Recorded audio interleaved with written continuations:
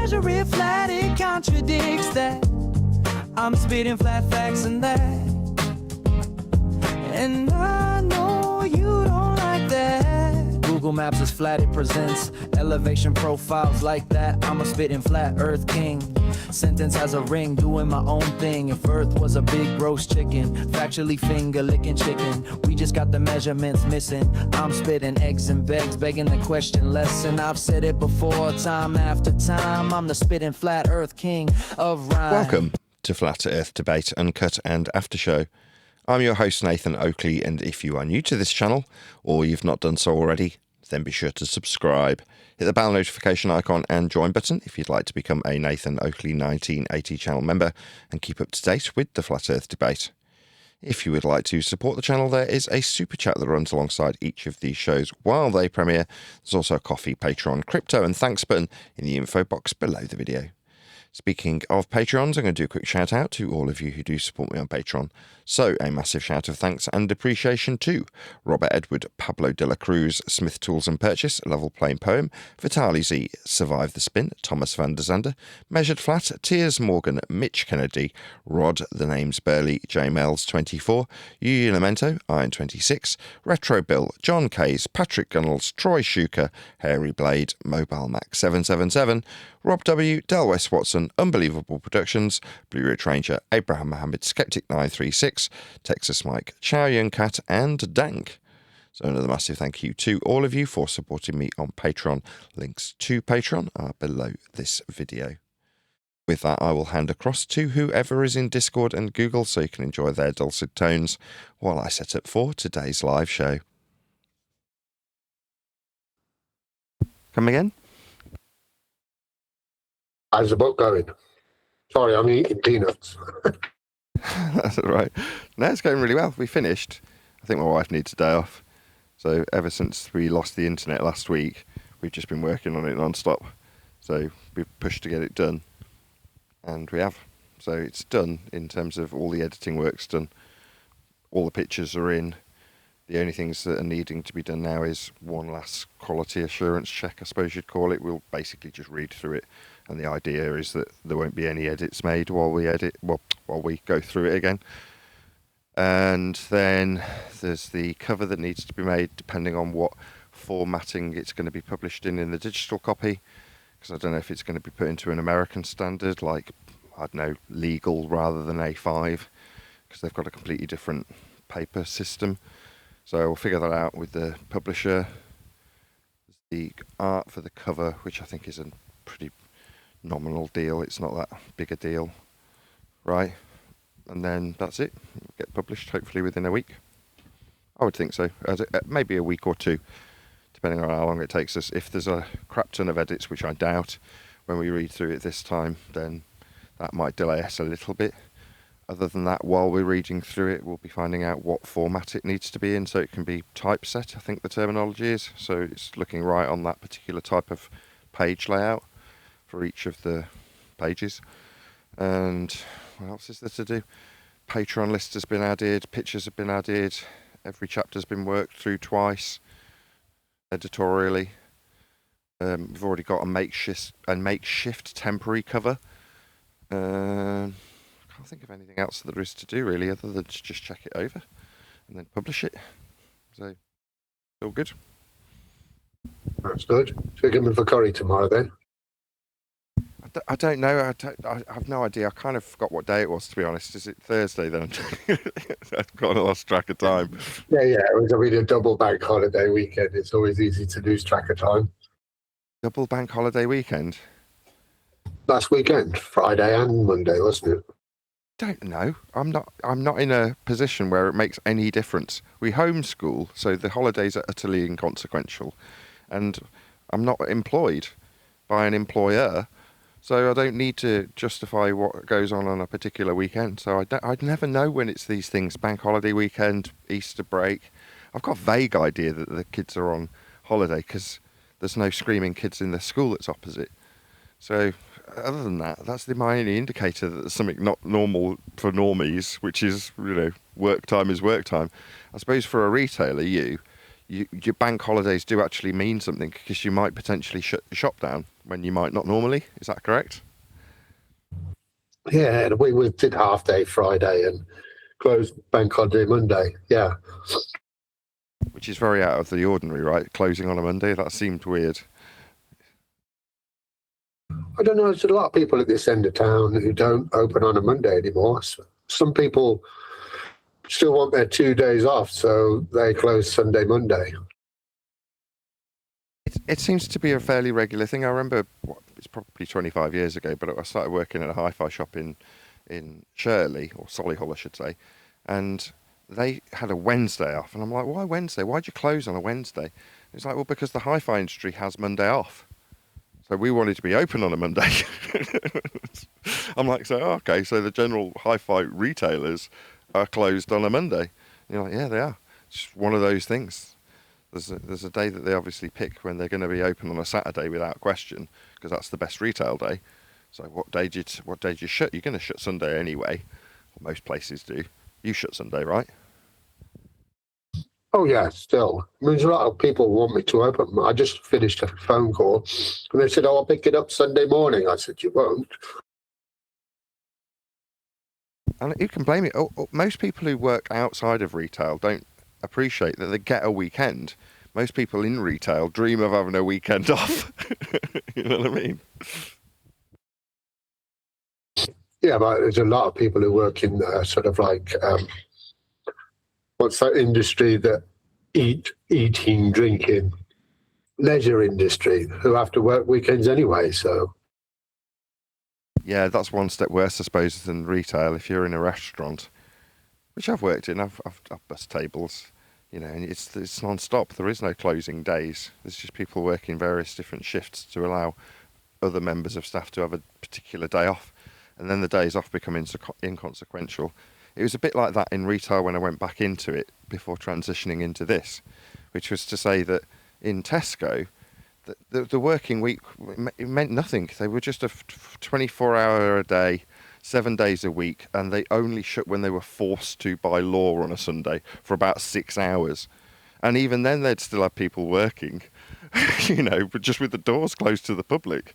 So to all intents and purposes, there was no scheduled time off at all. Not let alone Sunday and potentially bank holiday Mondays. You like just offer you a bit more money in those days, and that's about it. That Sunday hours was quite funny because what the supermarkets did said, well, we'll stay closed on Sunday and we will keep accumulating a bill towards the money we think we're going to lose by not opening Sundays. And if we ever win the case against the councils, then we will be asking for this money. And then the councils got a bit frightened of having to pay all that compensation and just said, okay, do what you want. Blackmail or bribe or whatever, extortion, basically. Yeah, what most people with money do. Yeah, I know. I don't question the system. It's trying to detach yourself from it as much as possible, right? Oh, yeah, well, I mean, I don't do it, so probably because I don't have money. But the question was, Curry, I don't know. I don't know. So because today, definitely, I've suggested I'll actually do a show, because my intention today was to work on the book more and read through it. But like I say, my wife's, she's had enough of it. She's been working on it non-stop for a week solid, hours and hours and hours and hours. So I think she needs a day off from it before we start up again reading it through. I think she was a bit upset when I was like, obviously we've got to read it through again. And she was like, really? I'm like, well, yeah, as much as you might be a bit sick of it, it's still got to have, you know, essentially, like I said to you, quality assurance checking done on it. You've got to go through it. You can't just rely on the last time you edited it being perfect. You know, now the publisher... And that's what Sunday's for. That's what? Sunday's for. Sunday. Working on Sundays. That's what Sundays are for. Yeah, work. Because you don't have a week, so she can work on Sunday. Well, yeah, exactly. So I can't remember who it was. It might have been Neil that was laughing at me going, well, you're saying that you're having a day off and what you're doing is working. I'm like, yeah, I'm having a day off from my job to do my job. You know what I mean?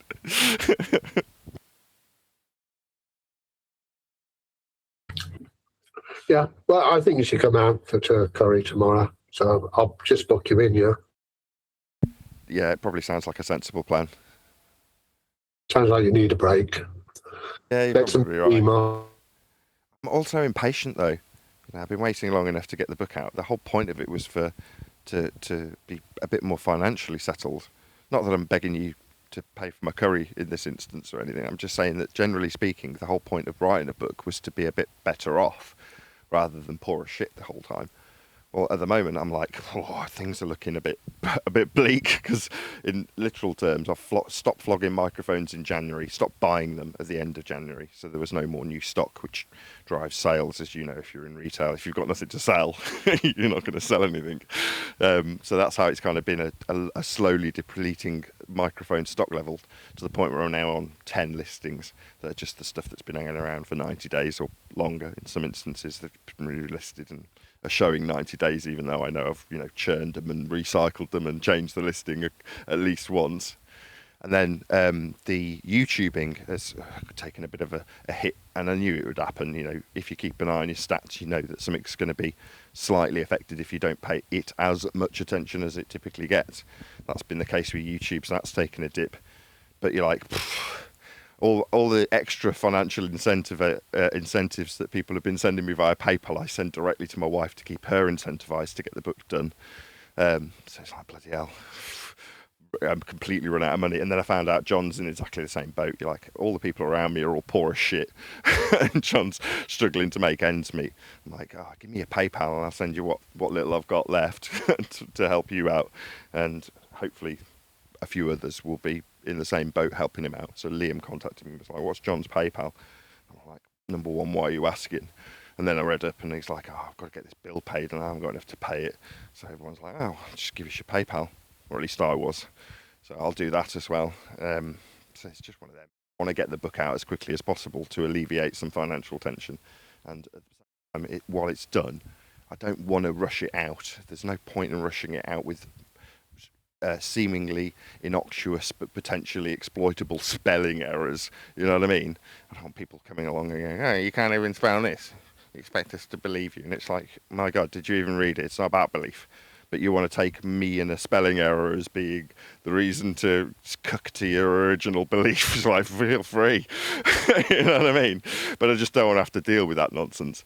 I'd rather just go through it one more time rather than have it make money today. Which I could publish it tomorrow. You know what I mean? Not today, because I probably wouldn't hear back from the publicist within 24 hours. But you know what I'm getting at. Yeah, I think we missed a trick on the mics. Maybe you could have demonstrated mics. You could have maybe offered to demonstrate other people's mics. Keep that side of YouTube going. Nah, there wasn't enough hours in the day. It built up because I needed to keep a revenue stream coming in. But that was literally because the book wasn't being published. That's the only reason I did it. Now, in terms of applying all the skills I've got to it, I can do that. Now, what are they to me now? Nothing. They're decoration for the new acoustic treatment that will be behind me while I'm publishing the book and getting it out there and actually promoting it. So the mics, what are they? Like I say, they don't owe me anything. I've got at least 30 that I'm keeping as rainy day money. If I absolutely have to stick stuff on eBay because things get really bleak, obviously the first thing I'll flog are my decorative microphones, which is all they are. One, the kids are really young and I'm not really recording anything in here beyond me and myself. Maybe I'll do a book read.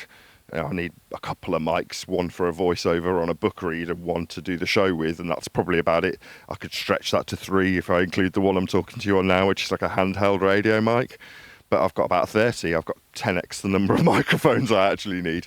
But that means that should times get really tough, I can immediately stick 10 of them on eBay and hope that I'll generate a couple of £100 where I'm desperate to generate that money. So I'm glad that I've kept a few. And they can serve as I say, pretty decoration behind me, because I picked cool, maybe a dozen or more that'll go behind me that just look pretty, that just look cool because they're interesting shapes. And it'll just add a little depth to what was just hexagons or 3D cubes, they call it, acoustic treatment. Well, that's kind of a bit boring on its own. I mean, it'll look nice, it'll look neat once it's done for when I'm promoting the book. But, mics have become a section of my life that I didn't anticipate them being.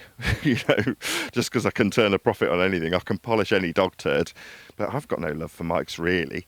I mean, during the times that I was talking about, I'm obviously going to instill as much enthusiasm as I can in something that I'm selling.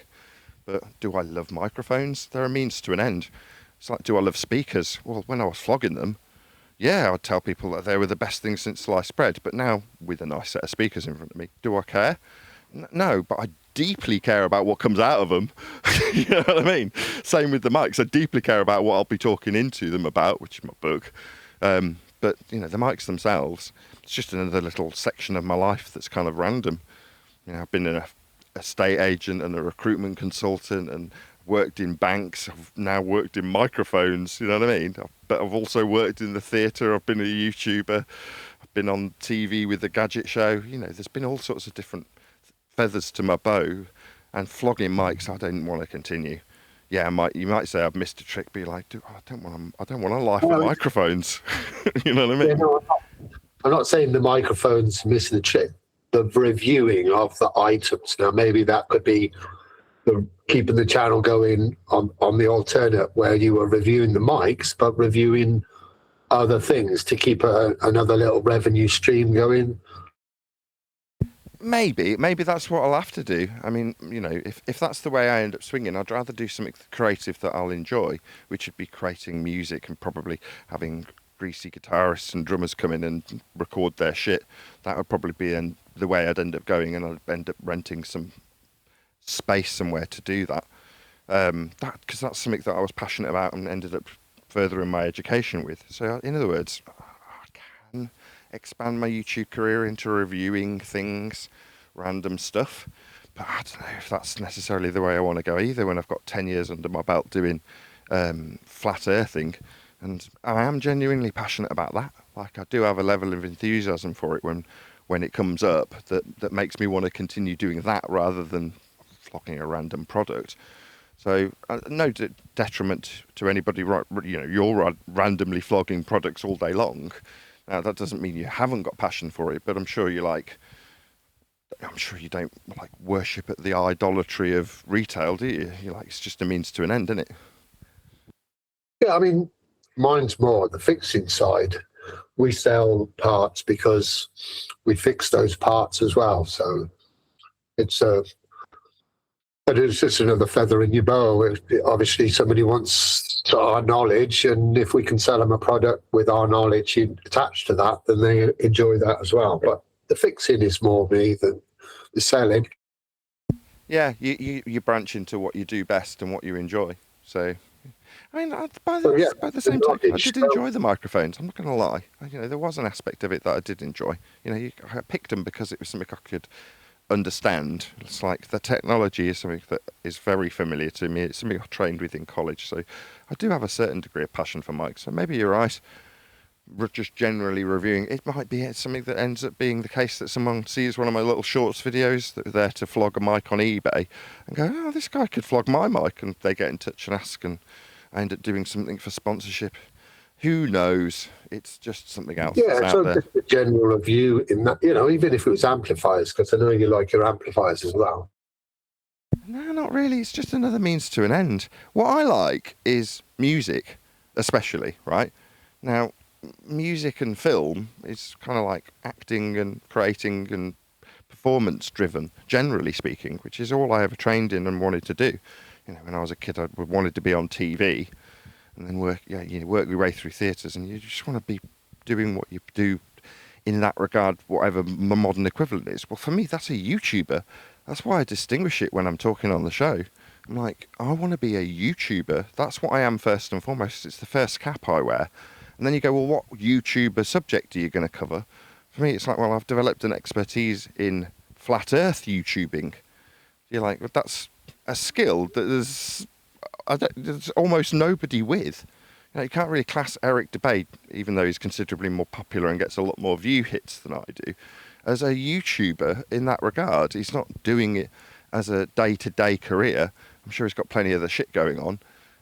in spite of him doing far better than me on YouTuber when I am extracting a career out of it, just a crappy one, financially at least, right? But ultimately, you know, I think I'm in a unique position. There was a couple of other people who were comparable, like Jaron, but having stepped down, you're like, who else is comparable? There's a skill that I possess that's completely unique now, having got 10 years of flat Earth YouTubing under my belt, which is what the book's about. Yeah, so all I want to do is plug the book.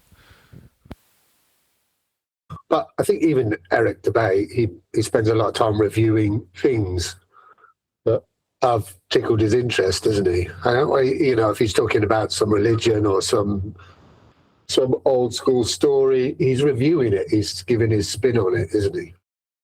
Yeah, absolutely. I mean, that's how he does YouTube. I mean, there's going to be various different paths that my YouTubing career now takes as a direct consequence of producing the material about the last 10 years of it. So it's I don't know. It's an interesting, what do they call it? It's not a turning point. It's like a crossroads. No, that's not the correct analogy either. It's like an open field in front of me. And it's just, you've got to look at it and go, well, which way do I want to run? I could go anyway. Can't go backwards. But there's a huge, beautiful open field in front of me. And you're like, although that's generally how I view each day. Look at this beautiful open field. I can run any direction I like today. That's how I feel most of days. So nothing's new in that regard. Yeah. I mean, I still would like to, at some point, do something myself. But, yeah, time just slips by some days. But, yeah. So, anyway, so there you go. If you come out to Curry tomorrow night, I'll sort you out and we will discuss. It sounds like a plan. And you're right, I do need a rest. As in, it's not a rest when you go out for a curry, but it's a detachment from strolling, pacing, and talking about chapter 20. You know what I mean? So I guess your internet's back on now. Yeah, I got it back yesterday. It was just not quite in time to do a show yesterday. So again, we just cracked on with the last 2 chapters of the book and got them done instead. But today, internet's working. Not only is it working, I thought I'd have to strip the computer to change the power supply. But when the equipment came, it was exactly the same equipment that we had previously with the same power supply. So we just swapped over the box itself, kept the same power supply, plugged the cable in. It was 10 seconds work. Then my wife just signed every device onto the internet. It was really easy. She just needs to unlock the parental control so I can watch pornography and everything will be back to normal. Did you get John's PayPal? I didn't get his PayPal, but I will send him some money when he does give it to me. And someone else, Liam, was specifically asking for it, so I'll pass it on when I get it. He gave me something. He gave me something. I'll give it to you. If it's in Master B, we can all add a little bit. Yeah. Hold on, I'll give it to you. Right, let's sit down and turn this radio mic off. Check.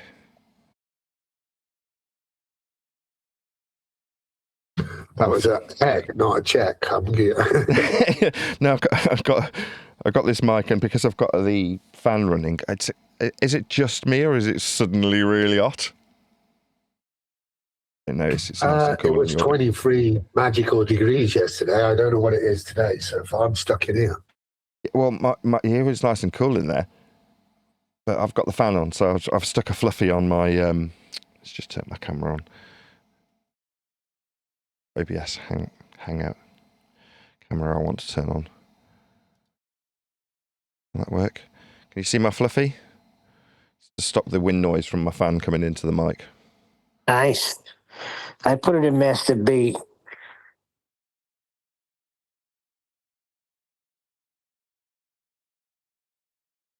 Okay, thank you very much. I'll send him some money now. I don't see it. I don't see it in Master B. Can't see it either yet. Come on, Neil. Come on, Neil. Sort it out. Again, I put it in there. Just see my Hangout link. Oh well, I'm sure it'll come in due course as soon as it does. I'll give him some cash. Not in Master B yet. Come on. This is what internet are you using? There it is. Okay, so that'll go straight to his PayPal, yeah? No, that's his email address, but that's I assume what his. I've asked him for his PayPal email address. Is that how you acquired that, Neil? When I asked him if he has a PayPal, because Liam asked, Yeah, perfect. this is what he sent me. But did you send it to Liam? I'll do Yes, that. I did. I sent it to Liam as He's well. got it twice.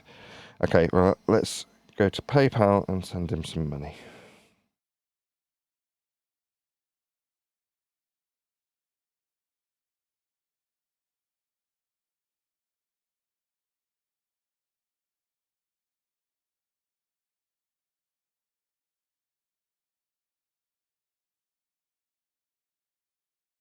And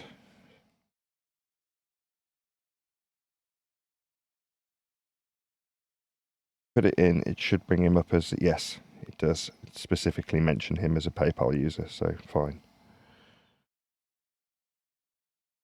He opened up a Hangout the other day because he was furious. I didn't get involved, I don't know. I don't want to get triangulated. Yeah, I kind of knew you weren't going to, but we vented. Well, good for you. I do appreciate it. I feel We loved. don't want to talk about it on the show. That's why. Not on Fair the enough. pre-show, not on the after-show, or not on anything. So we vented there. Well, I appreciate it. I did look at some of the comments going back and forth, and I did feel touched. I'll be honest. So I appreciate your concerns.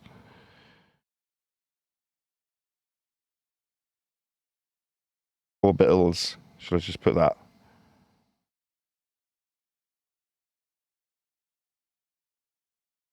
I put for sanity. For sanity.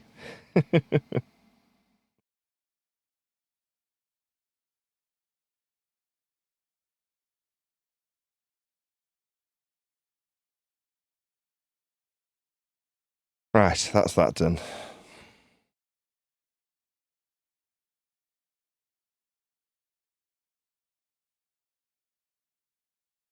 Hopefully that'll sort him out if a few of us bung him some cash.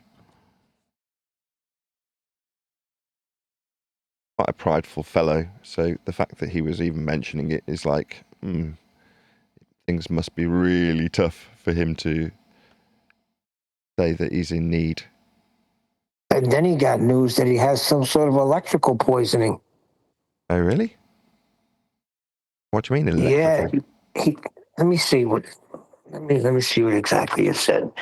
Someone contacted him and said, I'm having a nervous breakdown. I just got a letter from the DOE saying I should get tested for hazardous chemical and energy exposure. So he got this from the Department of Energy.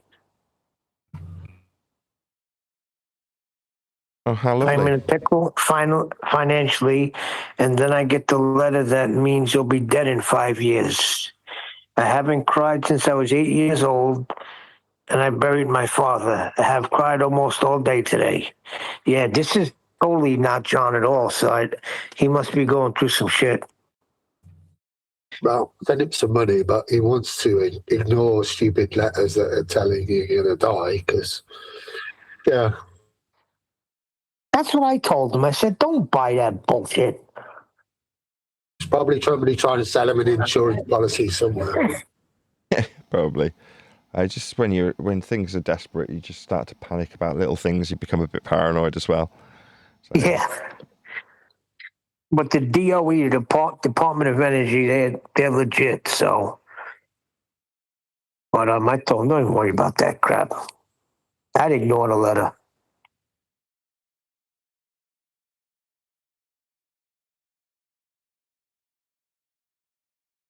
Yeah, well, hopefully we can offer him a bit of support. He'll feel a little bit better. We can only hope.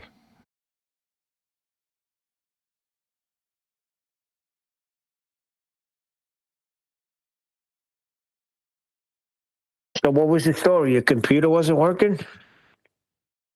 Nah. So I ran out of money and my payment to Virgin Media bounced. So I ended up getting a message from Barclays telling me this. So I contacted them and I'm like, well, have you taken the payment now? They're like, yeah, we've taken the payment now. I'm like, okay, well, I'm out of contract. I want to cancel my subscription because my wife's contacted Virgin and they've said that they can sign her up as a new account holder with X deal. So I need to cancel the account. And then they started getting stroppy with me and saying that I was exploiting a loophole. And I got furious. I'm like, how dare you? Right, don't get me wrong.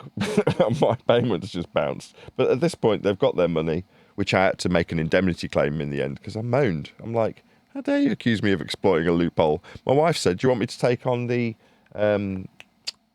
internet bill? Because you've obviously not got enough money to pay if it's bouncing. I'm like, yeah, I definitely want you to pay it.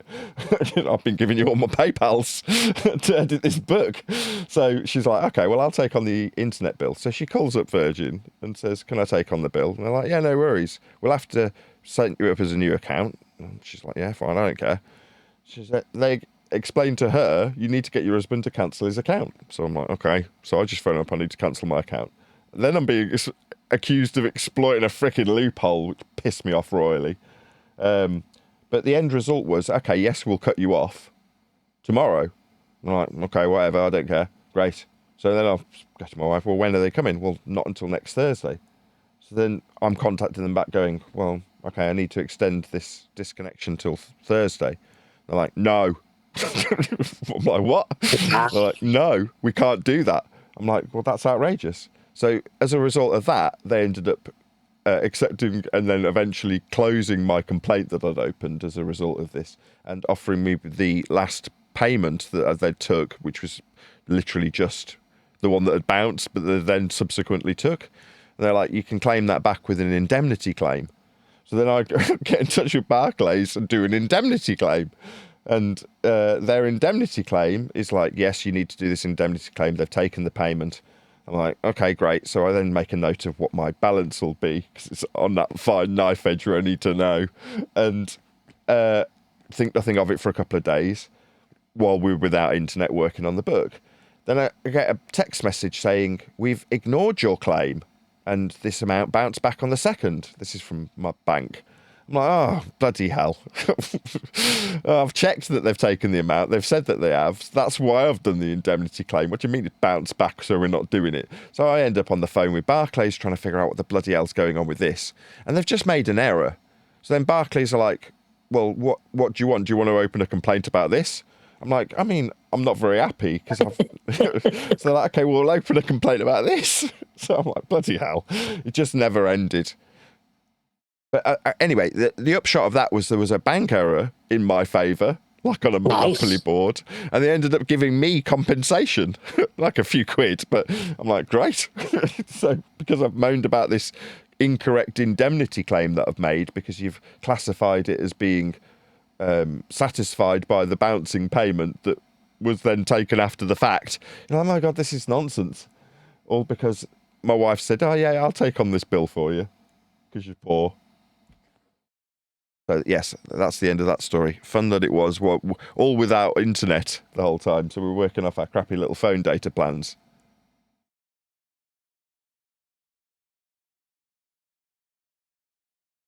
Kids are going absolutely bonkers because they can't play on their computer games. Give me a shout. I got to run a cable from my house. Be a bloody long cable. Oh, one of the things I did for the book, you know, you mentioned that the view that I described to AI to generate the "this cow is small" image, you went, that's just like this view. Well, I'm like, yeah, well, that's actually kind of where I got the literal framing that I gave AI to produce that image with. Well, I thought, well, I can top that because we drive past it every time we go to the art class. So I stopped and got that exact shot and then refed it through the AI to get the image to correspond with the view. So now that image in the book is a real image. I mean, it's got AI generated cows on it as a composite, but you know what I'm getting at? The background is now that image that you and I know from being local to obviously where we get views from. So you'll notice it when you read through the book. You'd be like, I know that view. But there's no cows on that field. And you're like, no, there isn't, but there is now. This cow is small. That cow is far away. I think there's normally horses around those fields. Yes. I Because wanted we cows. have Stud Farm, which not many people realise when they get on the bus and it says Stud Farm, that there is actually a stud farm there. Yeah, part of their route is directly in front of the apartments here, so the horses walk up and around, up past the church we got married in. So we've regularly seen horses outside. It's just a weird little coincidence where quite a busy road links onto a part with horses that just cut through, and they cut through from behind me and then up through, I think it's Church Road. I can't remember whatever the road the church is on. Yeah, well, they use Blackie Lane and they go past my house, and I pulled up the other night to find a great big pile of steaming horse Of course. stuff. Parked in the middle of the road, just outside the house. Lovely. Yeah, we occasionally get that. The dogs have to clean up, but horses, they don't seem to care. No. I mean, there was a time when it was a major problem when everyone was in horses. Well, mine, but it was right outside my house. And I've just had my drive done as well. If you notice, there's no hedge sort of hiding it all anymore.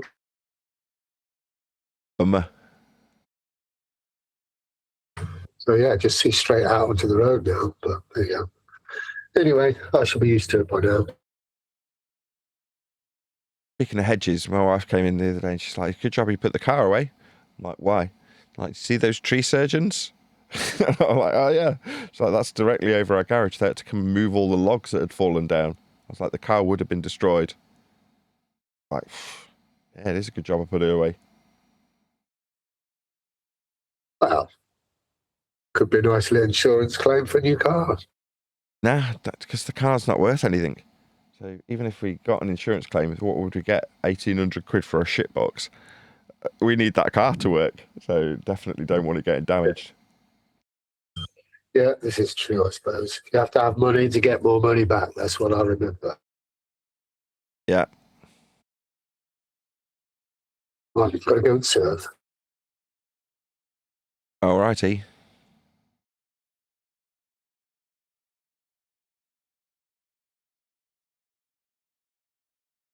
Hey, Stagoli. How's it going?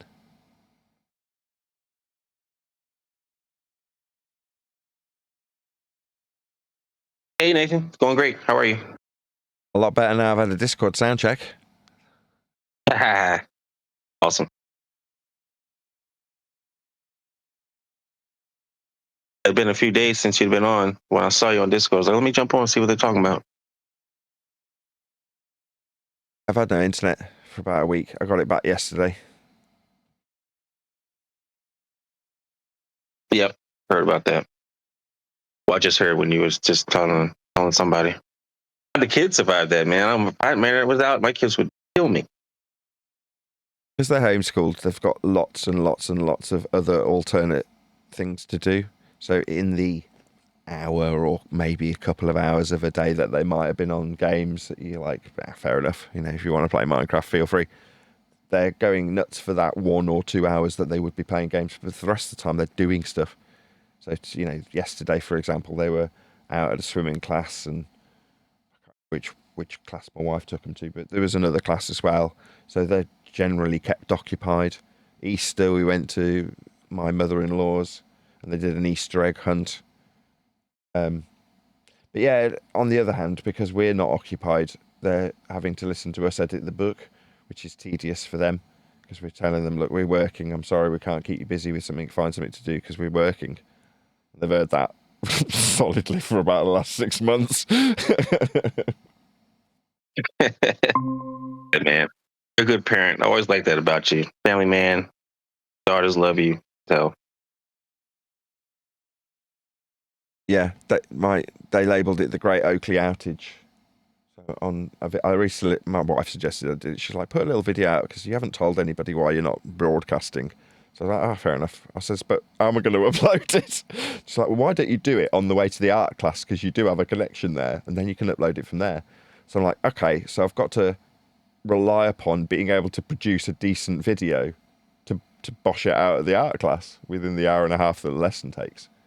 And so while I'm doing it, it's a comedy of errors. You know, I was left with plenty of time, but by the time I'd done about the fourth take, I'm like, I'm just not getting this done. There's just too much road noise. There's too much traffic. There's lights in the lens of the camera where we've pulled over. There's just everything's going wrong. And then my daughter was like, why don't you just do a bloopers video? I'm like, what do you mean bloopers? I haven't made any bloopers. It's just cars driving past. It's too noisy.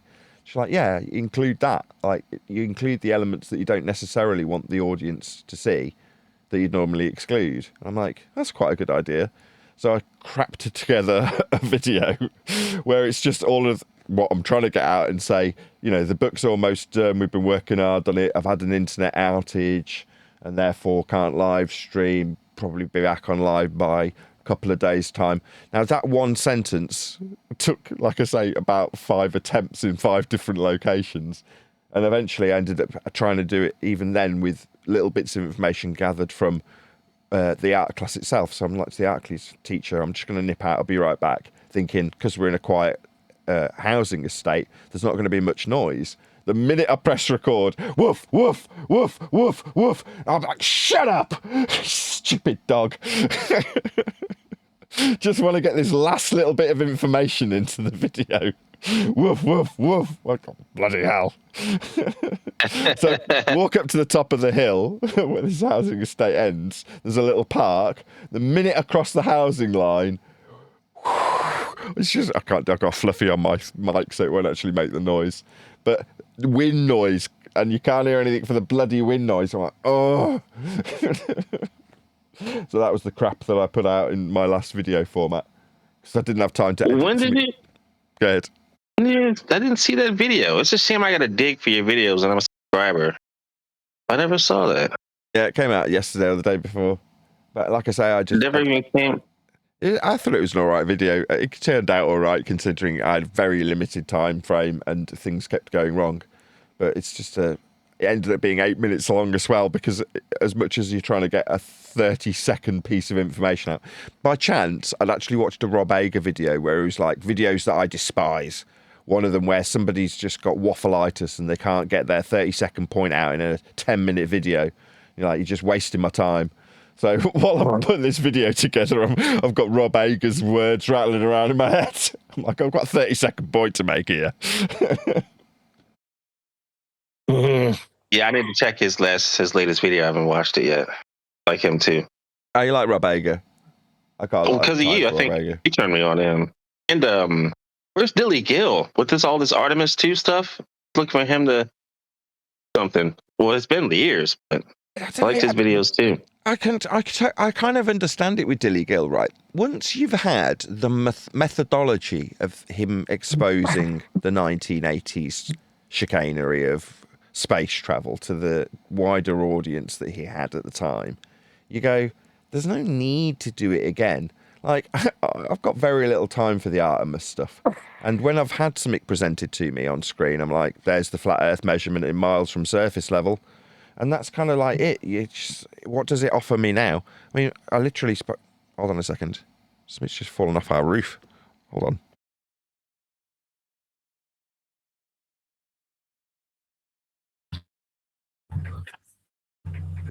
It'll be the local kids jumping on and off. That's what it looked like. It wasn't. It is kids. They're out in our courtyard and they've thrown something up and it was just coming back down again. I just happened to catch it in my eye. But it looked about child-shaped. Anyway. Sorry about that. It's that dodgy estate you live on. Go ahead. Sorry, Craig. I say it's that dodgy estate you live on. It's very posh here. I had one of the neighbours that I'd asked to co-sign something after my dad died. There was something my sister wanted me to get signed by a certain date, so I had to have it witnessed by a neighbour, friend of ours, and she's moaning about what's in the lease to keep the riffraff out and how occasionally people who sublet or rent out their flats have tenants that don't abide by the lease rules. And you're like, she's explaining that a lot of the older people in the apartments moan because this is like their little nest egg because it's relatively expensive.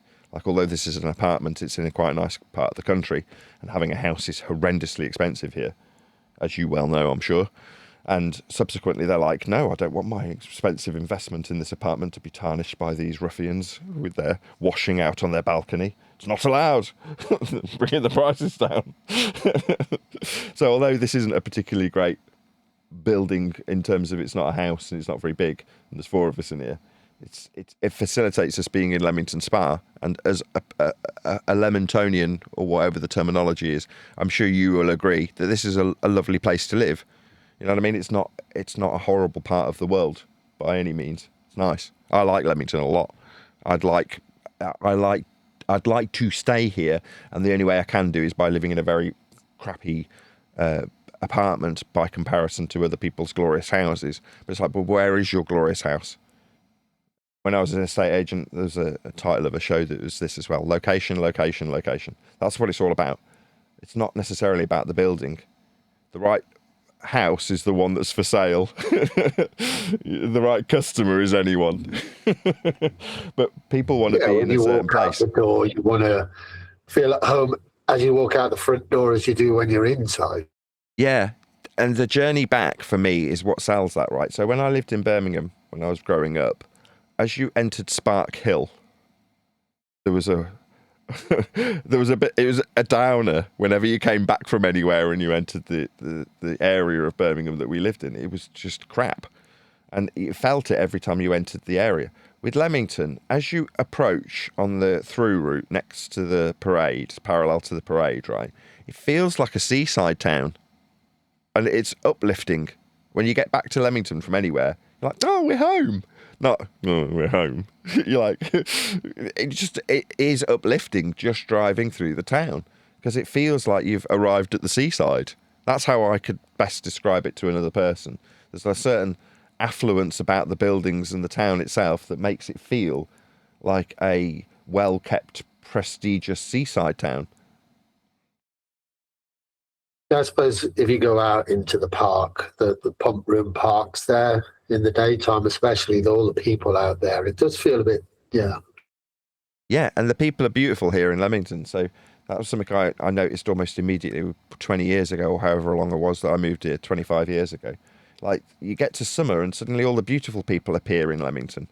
Like, I don't know if it's because they've all come in from outside and they just know that it's a beautiful place to be, so it attracts beautiful people.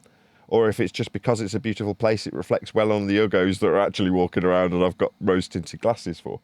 But either way, I always used to think, oh, it's nice to see the beautiful people of Leamington out now that it's summer. And that started literally almost immediately when spring hit, like in the last couple of weeks. You walk around the town, you're like, oh, look how many people there are out. Great. I do recall there's a certain YouTuber who goes by the name AB, you know who I mean? But his favourite town is Leamington, and he actually lives not far away. Oh, Abby Normal? No, AB it's short for Auditing Britain, but his favourite town is Leamington.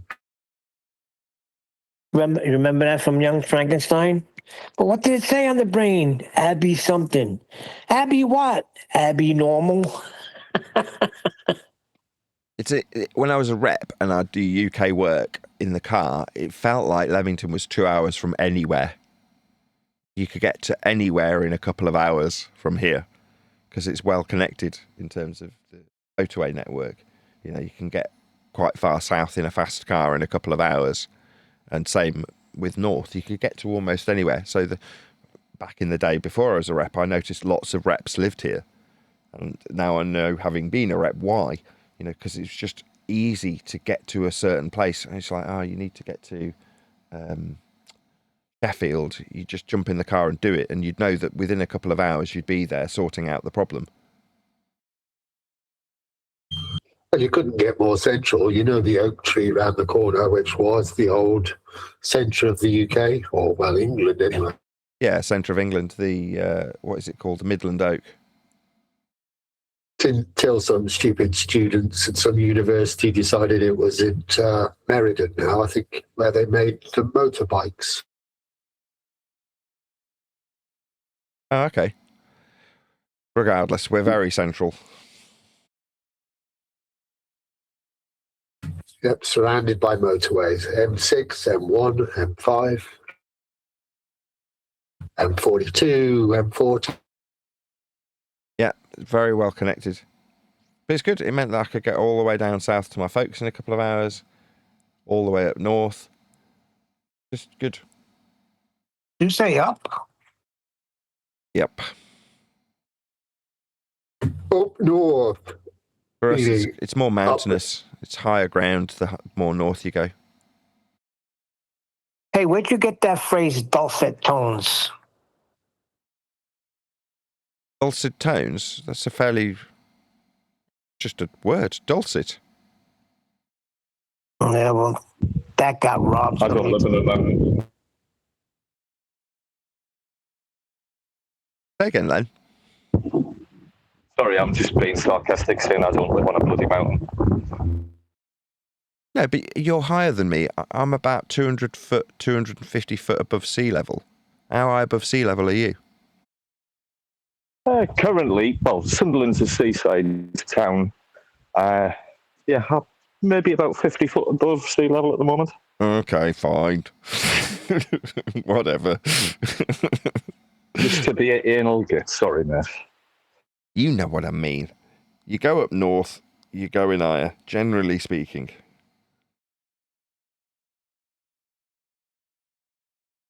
I mean, they call Scotland the Highlands, right? It's just because they love the bongs.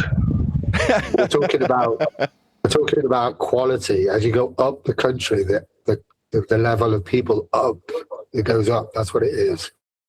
Quality of people. Well, how nice and accommodating they are goes up as you go north. People generally are more hospitable the more north you go, and they're more hostile down south.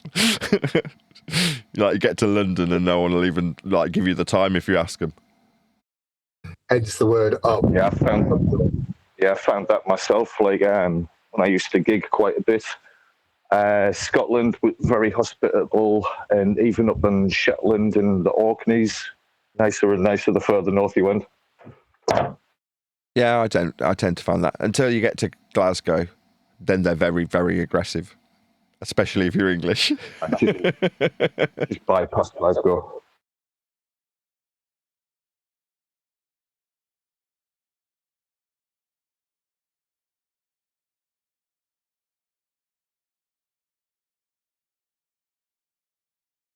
Is this going out live, by the way, Nathan? I was just thinking I need to set up the live show. No, it's not, but I will be setting up shortly. I started really early just because my wife needs a day off, so I was tempted, even though we've got internet, to not have a show today. But she looked heartbroken when I'm like, no, we're going to need to go through the book again. Obviously, we want to go through it at least once, having the book read without any edits. That is to say, it's been done. But you can't rely on the last time we edited it to be like... They robbed all your shit. They rephrased the housekeeping questions. It's a fucking joke. I'm glad you're not reporting. I am recording. I'm always recording.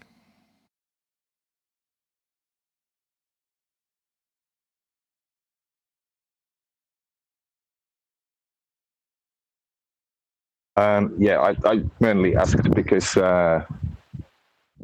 you were asking for an email address for someone. I know you're skinnier than me, so don't worry about that. I took care of it, Nathan. Oh, you sent John some money? Yeah, he's sound. Yeah, I Probably have to. sent them the whole thing, Len, if I know him. Well, we've hopefully all sent him some money, and I'll hopefully be a bit more financially sorted. Good.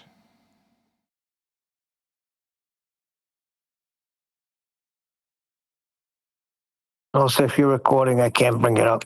All right. You can do whatever you like, Neil. I've said that I don't No, care. I don't want to talk about. That's it. I don't want to give them any time. No, you feel free. You're under no obligation to restrict what you talk about, Neil. If you want to talk about people who are dead to me, that's up to you. I don't care. Do what you like. You just don't want to give them the time of day. Don't rise to them.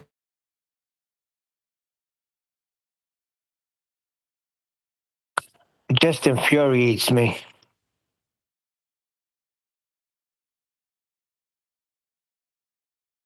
I don't know. You shouldn't let it. It should be expected, but I don't know. I'm operating from a position of what is it? How does it get phrased in Fight Club? I am Jack's total lack of surprise. I was saying yesterday, it's a form of warfare. There's a little war going on, and that's their latest tactic. So you could always, Neil, employ a new tactic, which is go and give a review of the information provided and tell them in no uncertain terms it's shit. Why? You should encourage these things. Unfortunately, right? Just because somebody becomes your enemy doesn't mean that they shouldn't have the same extended courtesies that I would extend to somebody like Simon Dan. So, what, in case the audience isn't figuring out, we're talking about my former editors who've now published a book. So in the same way I extend this courtesy to people like Simon Dan, it's like, I hope you are successful, because that means I can be successful. In the same way, if Simon Dan's successful on YouTube, it means I can be successful on YouTube. I don't wish for people's failure. Now, in terms of whether or not that has any bearing on what I do, no, not anymore. You know, these people aren't associated with me anymore. What they do is inconsequential to me. But what I do, I want to be of a very high standard, and I hope people generally out publishing books on the topic of flat Earth do well, because it means I can do well. So that's it. Now, like I say, do I want to promote my former editor's work? No, definitely not. Like I say, they're dead to me. But that doesn't mean I wish them harm. It means that they're inconsequential. By harm, I mean detriment to their work. You know, do what you like. I don't care. Nobody was writing a book. Nobody even had the idea of writing a freaking book until it was found out that you were coming out with a book. Then it was okay, let's help Nathan get a freaking book. Then it's okay, we're the authors now. Now all of a sudden they got a book and they release it on the day you were focusing on releasing it. They release it during that week. No, that's not It's what I said. a fucking stab in the back again. Let's get something straight. That's not when I was anticipating releasing it. I said it'll be finished by about Easter. Now, imitation is the highest form of flattery. If somebody gleams that that is a release date, no. I anticipate getting it done when it's done. Now, it's nice to have an overall date to aim for, like a target. It keeps you motivated for a particular date. But there is no date. It'll be ready when it's ready. But the fact that people need to imitate me is flattering. Like, imitation is the highest form of flattery. That's not imitating. They're riding the freaking wave. They knew you were. We were saying that it should be ready, but everybody was thinking by Easter you should be able to get it on ebook, and that's what they did. They freaking rode that wave. You know how many people contacted me saying Nathan's book is out? I just bought a copy. Like, that is not freaking Nathan's book. So what? The fact that people can ride my coattails, Neil, is a testament to how big my wave is. That's all that is. All right, so there's people surfing alongside me. Oh, good for you. I'm glad my wave's big enough. But like I say, Neil, the fact that there's other people who want to imitate me, take on my persona, utilize the stuff that I've produced, yeah, that's a testament to the grandiosity of what is Nathan Oakley. And I do take it as a compliment, right? Yeah, when you've got something good, people want a piece of it, right? They want to take a bit of ownership of what I've done over the last 10 years. Well, that's, again, highly complimentary to me. Yeah? I'm not concerned about what other people do or produce. Now, if there's a level of imitation or plagiarism, then that's a different story. That might have to be addressed. But I'm not too concerned. What I'm concerned about primarily... Curvature should be directly measured over distance. How is axial rotation proven? How does a vacuum exist besides gas pressure without container? What direct evidence confirms gravity as commonly described? Are you freaking kidding me? So what? Why do you care? That's flat earth debate. That's housekeeping question. That's yours. Holy shit. You know what? If you don't care, I don't care. No, I don't care. Right, what I'm producing is glorious, and when it's ready, it'll be put out to the public. Now, if you're asking, when will your book be ready? When I said, around about Easter. That's now. Was it ready? Yeah, it's finished. We finished doing the edits. That is to say, the 9th draft of the book has been finished. It took a lot of effort, maybe a blessing in disguise that we had an internet outage, but it's not going to be rushed to publication because I'm not riding anybody else's coattails, am I? So Yeah, I understand that. Right. Now, what you're talking about is housekeeping. Okay? Now, somebody who wants to write about housekeeping and paraphrase my housekeeping questions and take ownership of them, how quaint. As I say, take it as a compliment. Imitation is the highest and most sincere form of flattery. That's all this is. Now, if you want the Mexican equivalent of my book, feel free. Yeah? Well, one thing it is how great they are. And in your book, it basically demonstrates how inconsequential we really are. So, I mean, if you go on Amazon, you can read the first few pages, and it's through the eyes of Betty. It's freaking sickening. She says dulcet tones too, so that's a shot at you. She found a group of people on the internet, and I've enjoyed their dulcet tones. They want to throw daggers, that's fine.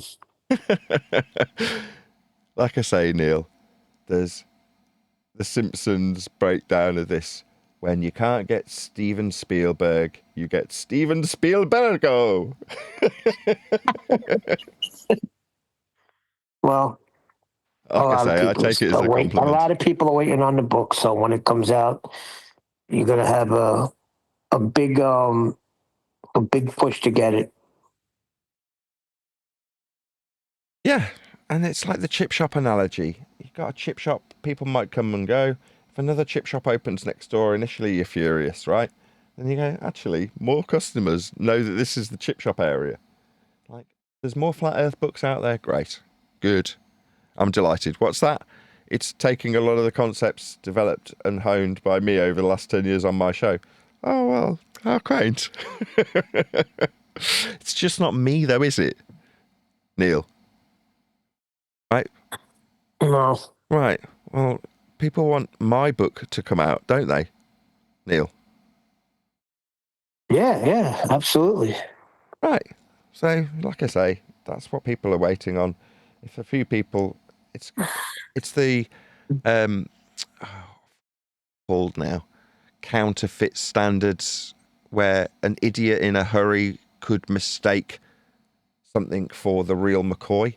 That's the scenario here. Will an idiot in a hurry think that they've published, when it's got someone else's name on it, a book that's published by me? It's like, well, it's not got my name on it. Now, if you read that and go, well, it is, it's like, well, there's a reason, even when it's not got my name on it, you see my fingerprints all over it. That's because they are. All things that you could point out in a review of their book where the ideas came from. If I cared, which I don't. I mean, I'll discuss it with you now, and I'll take a high degree of amusement about how people want to imitate you. You know, there's a certain aspect of psychopathy that's described with the masks that they wear, and the masks are forged in the people that they experience, and the lies are stories that they acquire from people who have interesting lives that they take ownership of.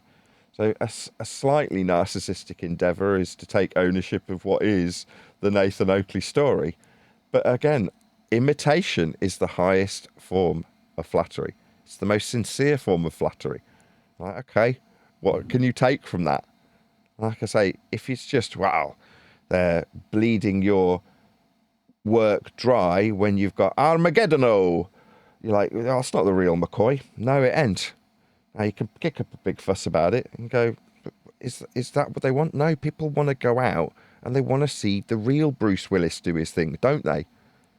Now, maybe there's a few idiots in a hurry that will mistake it. My point was aimed at Neil. Obviously, if he wants to go and point out to people that the book is something that he feels belongs to somebody else, then that's up to him. That's if he wants to do that little bit and then highlight to other people. I mean, if I turned up and somebody was setting a shop up as a computer shop, fine. But when people try to say that I am, I've had people set up shops and try to pretend that I am or they were me, and that I don't like, because that's not good for me. That's all I'm saying. So if Neil wanted to go and review the book and said, well, this is all information that was freely available before and has been written down in an alternative form, then he could do. Well, just forget That's about correct. it. Who cares? Tomorrow's a chip wrapper as far as I'm concerned. You shouldn't worry about it. Who cares? Well, it seems like that comment that I made when all of this hit the fan, that who was QE before FED was a guy that had debates online about evolution. And who was Adam Meakin? A guy who got arrested at the Globe Earth Live, right? And was on a show called IMO Media, because boy, did they focus on that in the beginning, where they were founded. Come on, everybody knows they got their name from being on panel members on Flat Earth Debate. What the hell are you hiding from? Both John and Adam independently appeared on Nathan Oakley's YouTube channel around this time. Nathan hosted live streams 5 days a week. The format was open invitation. Anyone could join to present direct measurable proof of the standard claims about a spherical rotating Earth orbiting. And then it goes to the list that I read before. Can curvature be directly measured over distance and all the other nonsense? So they mentioned your name. Nathan's platform gave these ideas a broad audience, and the questions themselves stood out sharply, cutting through assumptions and rhetoric.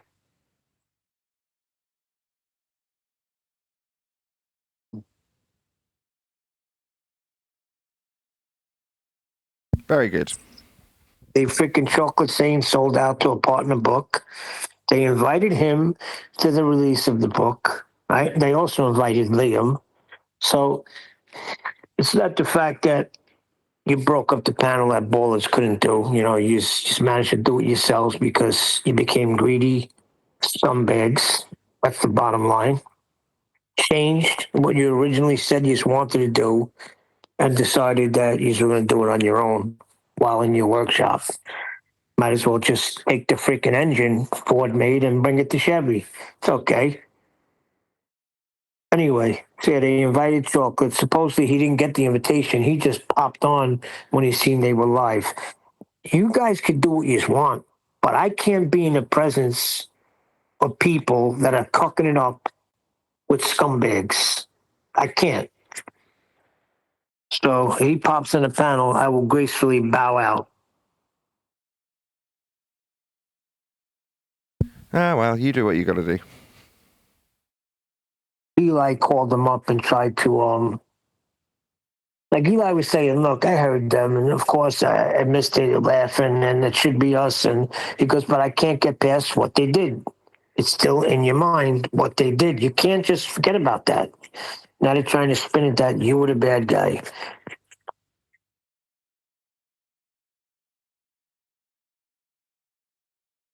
So they got written by Adam Paul Meakin, John Stunya. People are going to be, who the fuck is John Stunya? Yeah, And he's others. YouTubed all these years under the name Quantum Eraser, and now he's gone underneath his actual name. Yeah, you're going to be like, who the hell's John Stunya? Entirely ego-based. Yeah, who the hell's John Stunya? And others, it says. So basically they put Flatsy in and Brian Lonigan as freaking co-authors. So this is something Nathan, the selfish, narcissistic bastard, wouldn't do, but we're doing it. Oh, good for you. That wasn't what the agreement was. Nathan could have released his book already.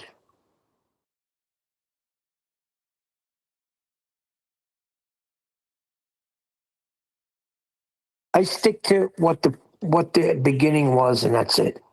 And everybody knows what happened and what was said, and then what happened. If they want to rewrite history, Fine. Whoever's going to fall for that shit, have a good life.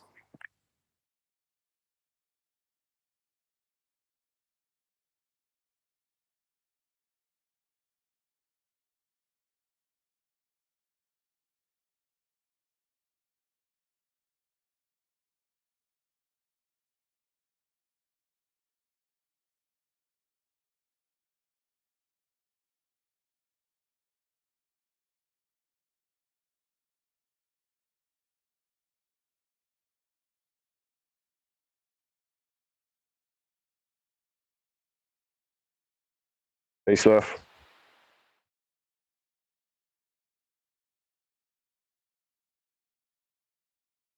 I should be over it by now, right, Len?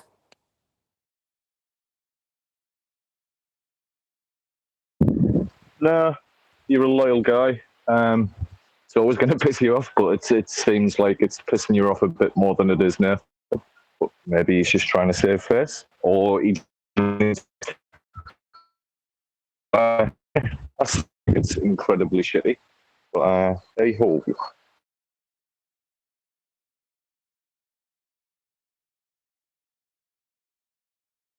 Well, We talking about? The fact that Curvature never gets mad, and the fact that he got freaking pissed the other day and opened the hangout, that's pretty telling.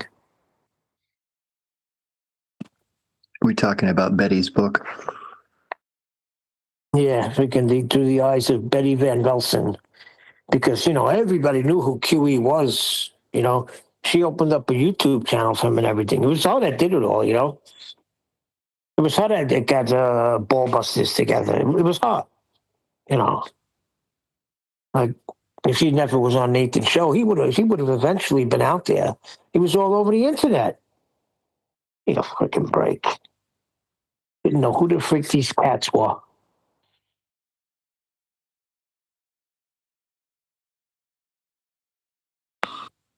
I read the preview on Amazon. They let you read a little bit of the preview. Yeah, I just did that too. Go ahead. Yeah, so it's if you wouldn't, most people don't know who these people are. So, and to be fair, probably most people don't know who Nathan is, but at least Nathan's going to carry his story throughout the whole book, whereas it reads right now like this Betty person learned about flat Earth from these people, and then they're going to read, they're going to write the rest of the book. So no one will know whose voice is really carrying through the rest of the book. So anyhow, I can't stay on long. I was just going to come in and say hi. And are we having a show today, I assume? Oh, hi. Yeah, my wife was just asking me the same question. Yes, we will. My wife's been working on the book non-stop for days and days and days on end. So I said, rather than working on the book again today, I'll do a show. Not that I could have done a show over the last week. I've had no internet, but you know what I mean. I could have had another day off. Wouldn't have mattered. Already taken the hit. Oh, that's the funny thing. They were saying because of that Professor Phil thing, I was getting messages that they're going to end you, and you'll see when it happens. His show will be off the air, and they're celebrating. They think this past week that YouTube shut you down. It's called wishful funny. thinking. That's called wishful thinking. Yeah. It's funny. You know how, Nathan, if I'm not in that freaking hangout doing your Uncut after shows, moderating, forget it. They come in under different sock accounts nonstop. I gotta constantly time these freaking guys out. That's how freaking annoying they are. And it doesn't matter, you can ban them and they're just gonna come with another sock account. They're gonna try to make like they're a flat earther interested in a book, but you know who it is. You know who it is right in the beginning. So I just started timing them out immediately before they get a chance to go, you said you weren't going to converse with me. And look, it's really me. Stupid shit. Like, are these people adults or are they freaking children?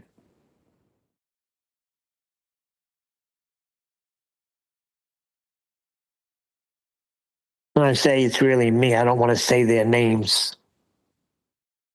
If they got a little meter attached, how many times their names are brought up, in the older shows. If we're talking about a trundle wheel, you know what I'm talking about? Oh, you mentioned me 25 times. Yeah, 25 times how stupid you are.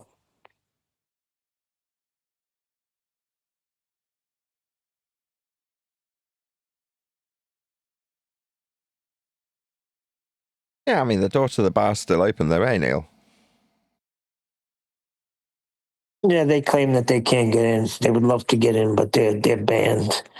Otherwise, they would hand you your ass, Okay.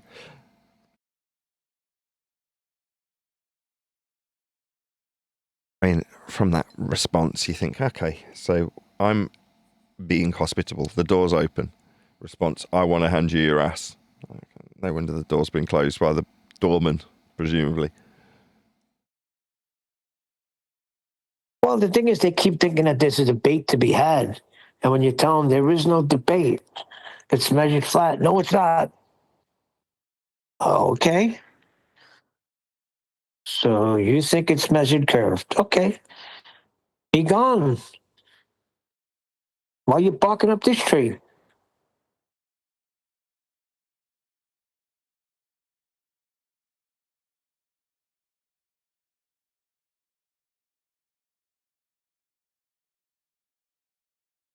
Yeah, their desire to appeal to us in that regard demonstrates their lack of self-confidence in this regard. And what pissed me off was I cut ties with them the minute they pulled that move on you. Never went on the show, never went in their chat, never did anything. Somebody went in there with my freaking icon and started calling them thieves. And I was like, what the freak? So I had to go in there and clear it up, which I hated. But I went in there and said that that's not me. It's a freaking somebody imitating me.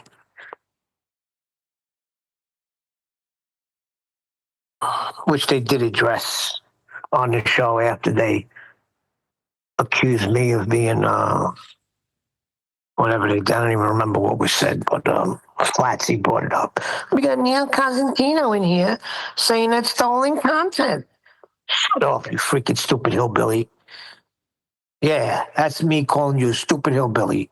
Okay, that's me calling her a stupid hillbilly. Because then Brian reopened up communication with me, asking me if I called him a scumbag, or a scumbag. I said, no, I called the other two scumbags.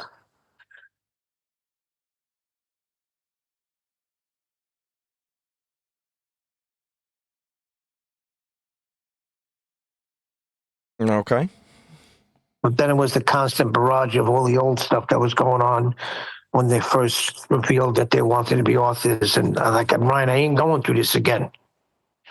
All right? He's holding a grudge because you didn't take his freaking back with AI when QE said it was a little bitch argument. Take it up with him. Claiming you're a narcissist. I said, look, Brian, Nathan is not a narcissist. He's my friend, first of all. That's number one. So you're offending me right now. You fell out with him. You were the only panel member, you and you alone, are the only panel member that went with them. Every other panel member stood here because it was the right thing to do. All right? You can't count Adam because him and QE freaking conspired together. But he was the only panel member that went. Flatsy was not a panel member. And if I recall the day this all hit the fan, she was in the hangout saying, I thought we were helping you, Nathan. And then she flipped. All right? So, and my theory, I'll say theory, is this, that if he would have stood ground and said, look, what you're doing is wrong and I can't back you, maybe, perhaps, if they were just two guys isolated and nobody lining up with them, they would have reconsidered. But all you need is freaking one person to say, yeah, you're right. And that's enough to feed their ego to continue on. Have some fucking integrity.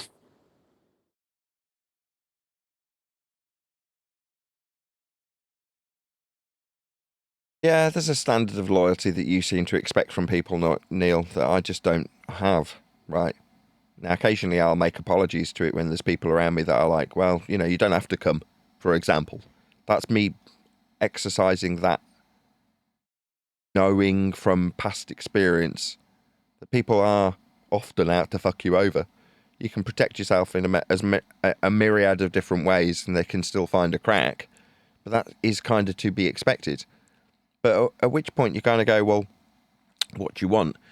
You know, you want both an illegitimate piece of me, in this case my book, and to remain part of a group that I've created? Well, no, you don't get to have that. You can have the scraps as you leave, and that's what they've managed to retain. Scraps, Neil. But scraps from the table that they've been excluded from. Well, they've been excluded from it. Well, as they're walking away, you're kind of heckling them a little bit. Now, I get it, you're annoyed, but you're like, they've been excluded from the table. Like, well, they've got all the scraps. They're saying they're their scraps. Okay. Fair enough. I mean, from what I'm hearing from second-hand information, they're talking about what we do on this show. I've tried to spin it into something new. But do you think that gleam will change what the Daewoo is? Right, it's a GM product, isn't it? What's that? It's a Daewoo. No, it's not. It's an Opel Kadett. It's an Astra. The fact that it's got a Daewoo badge on it doesn't change what it is, right? Now, some people, a fool in a hurry, won't recognise a GM product because it's got a Korean badge on it. Other people, more discerning people, know a Korean shitbox when they see one. Now, if you're going, but they've walked away with these very valuable scraps. Okay. What have they done? They've kind of whittled it a little bit to make it seem like it's not the story of flat earth debate and what I've done for the last 10 years of my life. It isn't, though. It is exactly that, though, isn't it? Okay. I mean, okay, you managed to walk off with a turd that you've managed to polish up. Well, good for you. Me, I honestly don't care about it. You know, you might be thinking, but this is a big deal. You're like, no, in the scheme of things, it really isn't. Honestly. Well, I don't like it when people try to defame other people's character. Bothers me. And yeah, with me, it's loyalty, but there's also a thing called integrity. You have to have some sort of integrity. You can't go around saying, well, yeah, I'll give you, for instance, the phrase he couldn't qualify, the phrase that's not the argument or the measurements, it's not his argument. It's mine, Neil. I pointed this out years ago. And I'm trying to tell him, it's not even Nathan's. That's the whole point. But he claims it's him. By pure coincidence, you're talking about interacting with these people who are permeating the rhetoric by example that we're currently talking about. Me saying makes no difference if I say these things or not. It is what it is. My words in its regard are inconsequential. It's just measured flat. It's not that serious. My words on the matter are inconsequential to the facts in the matter. Someone else, who shall not be named, says, it's mine, it's mine. I created it. What, the words in a dope order?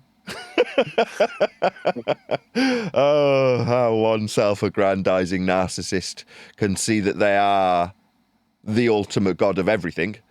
Yeah, again, I am Jack's total lack of surprise. You want to own this? Like you're the special snowflake that told the world. Okay, fair enough. Sorry, Neil, but measurements are mine, not Nathan's. Maybe you need to check the record. Maybe go back to 2019, as I was the one pointing out that measurements of Earth prove it's flat, and Nathan was paying no attention to me. Get your facts straight, as I produce the proof and continue to do so, not Nathan. You guys prove nothing. You just chant measured flat, a term I had to qualify for Nathan, as he couldn't do it. Nathan, what's the qualifier about a measurement? I Is don't that care. this shit All that, I'm hearing is flat as an aspect? all I'm hearing is this is all about me. I'm just hearing my name a lot, right? That's what I'm hearing. about whether or not I'm paying attention to somebody, whether or not I've understood an argument. It's like, okay, so it's all about me then. Yeah. Yeah, it is.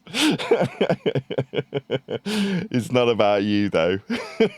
This very personal, tedious aspect of flat earthing. Not owning the words that describe the facts in the matter. There is no ownership. Right? That's sad. But it does cheer me up. What's there to qualify about Earth being measured flat? There isn't. That's just how it's done. So he seemed to think that, yeah, there are a certain what's the word you used? Certain caveats. I never bought that bullshit. What do you mean? I could say it's measured flat because it is. He wants to think that you have to have these qualifiers when you say something like that. Do whatever you want. Do what you like. You want to say there's qualifiers? Say there's qualifiers then. Good for you. That's fine. Do what you like. Nobody cares. Doesn't matter. Makes no difference to how Earth's measured. Right? That's my rhetoric.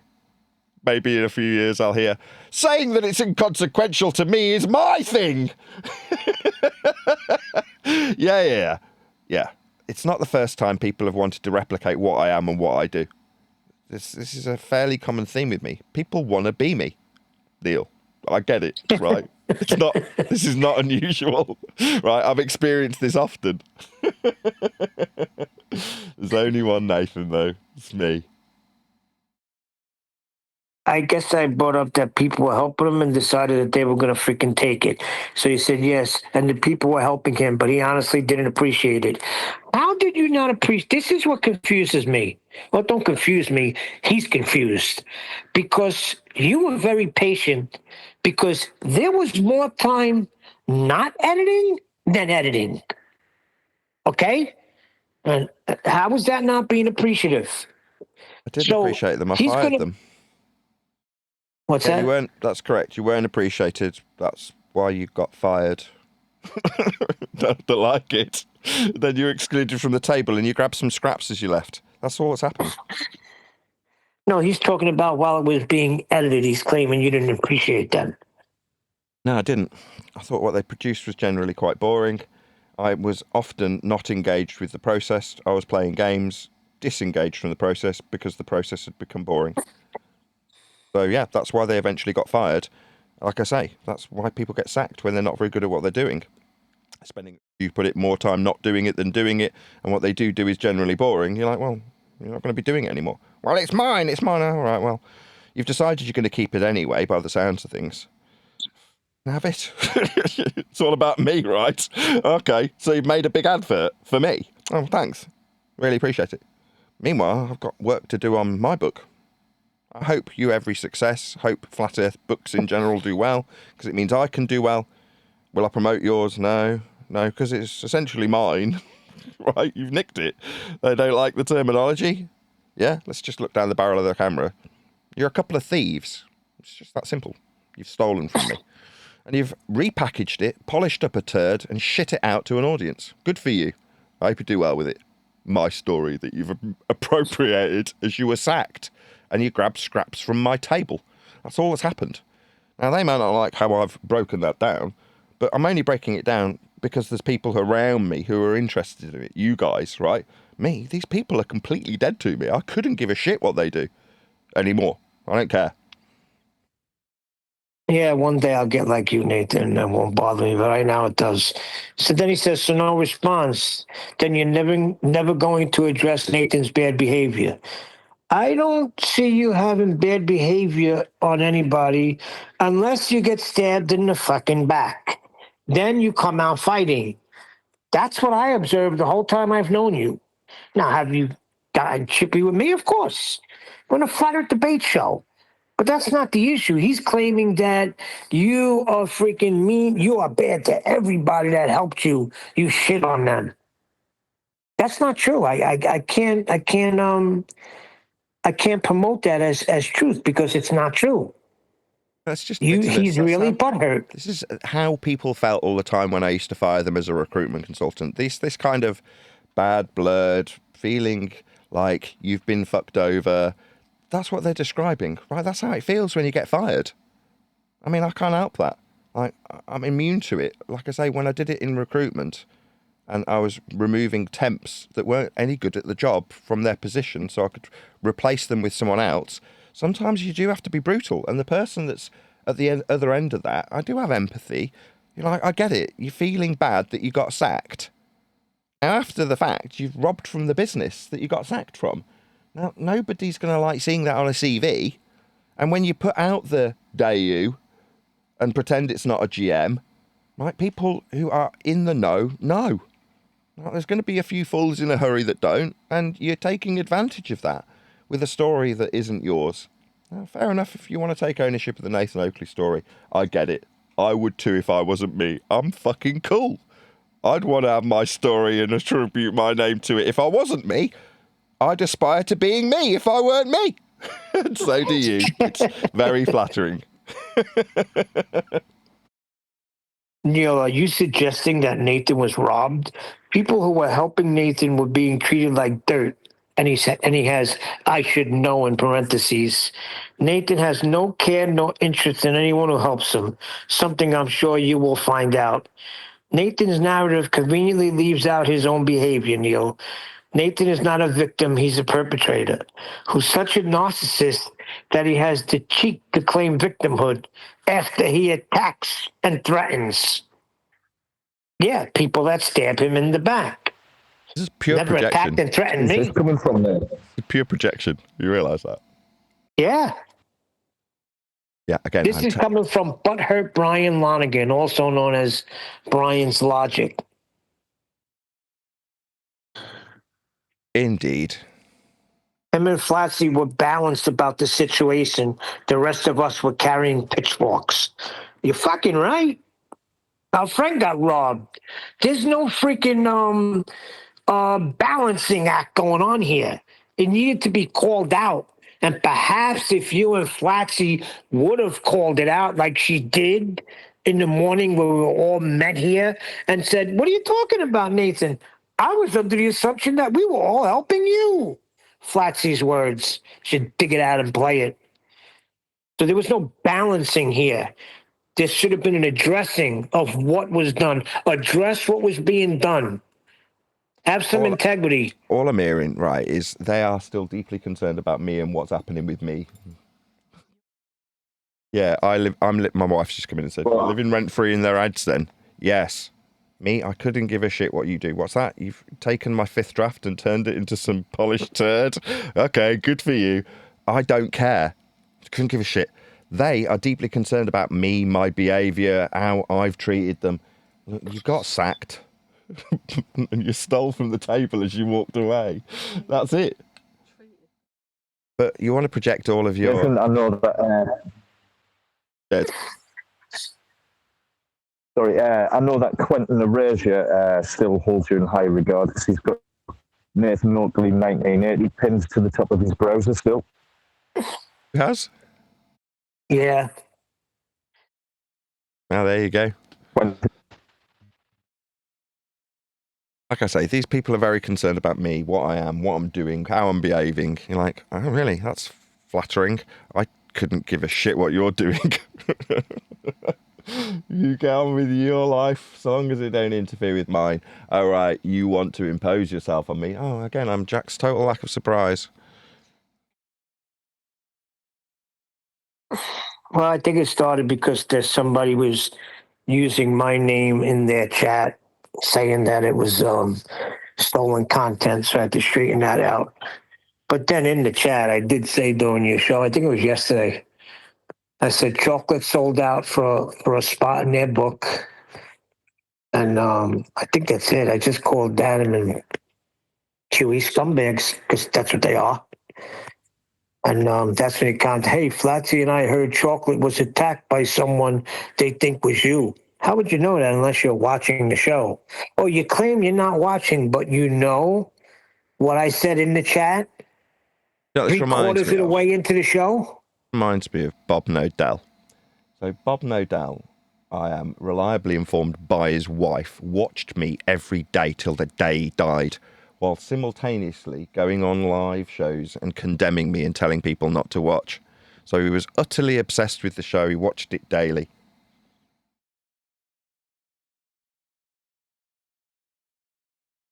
Like I say, Neil, all I'm hearing is this, that, and the other. Nathan, this, that, and the other, something else. Nathan, this, that, and the other. You're like, oh my God. Okay, yeah, you're all a bit obsessed. You all want a chunk. You're moaning about how you've managed to take your pound of flesh away from the table after getting sacked. Okay. Well, like I say, now, Neil. according to him, it would have been solved if you would have had your book out already. Instead, you wanted all the glory. And that's not the case. Just you stuck with the agreement made. They were going to help. Nathan, this is what I'm trying to get across to him. Nobody was writing a book ever. I never heard Adam say he was writing a book. I never heard Kiwi say he was writing a book. And I certainly never heard Brian say he was writing a book until you came out. Then he said, I've been writing a book for 5 years. Get the frick out of here. So now all of a sudden, when you're getting in a room trying to help a friend out, get a book together, then you all thought these were authors, and now you've come out with a book. Let's call it what it is. It's a freaking hijacking. You talk about how they hijack science, how they hijack perspective. You hijacked Nathan's book. End of story. Greetings. Hello. How's it going? Good, Nathan. Hope you're okay. And have you not calmed down yet, Neil?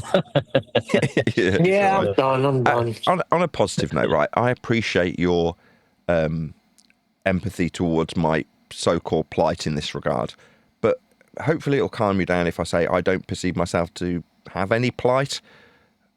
And your engagement, no offence to you, as much as this might seem detrimental to your concerns for me, which are obviously greatly appreciated, you're just offering yourself up for triangulation. What we're doing now is reacting to the circumstance that's been afforded by the triangulation that's been given to this particular individual via yourself, Neil.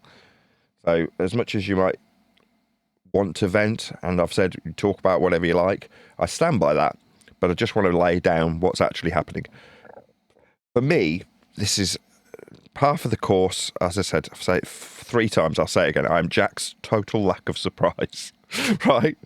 And I'm complimented. What I'm hearing is lots of people talking about me and what I do and how they want their help in drafting the 5th copy or 5th draft of my book is somehow me being ungrateful when they've literally just published it after polishing it up and changing a few words here and there. Okay, I mean, that's just compliment after compliment after compliment about what people see me as in terms of the value they see can be extracted from me.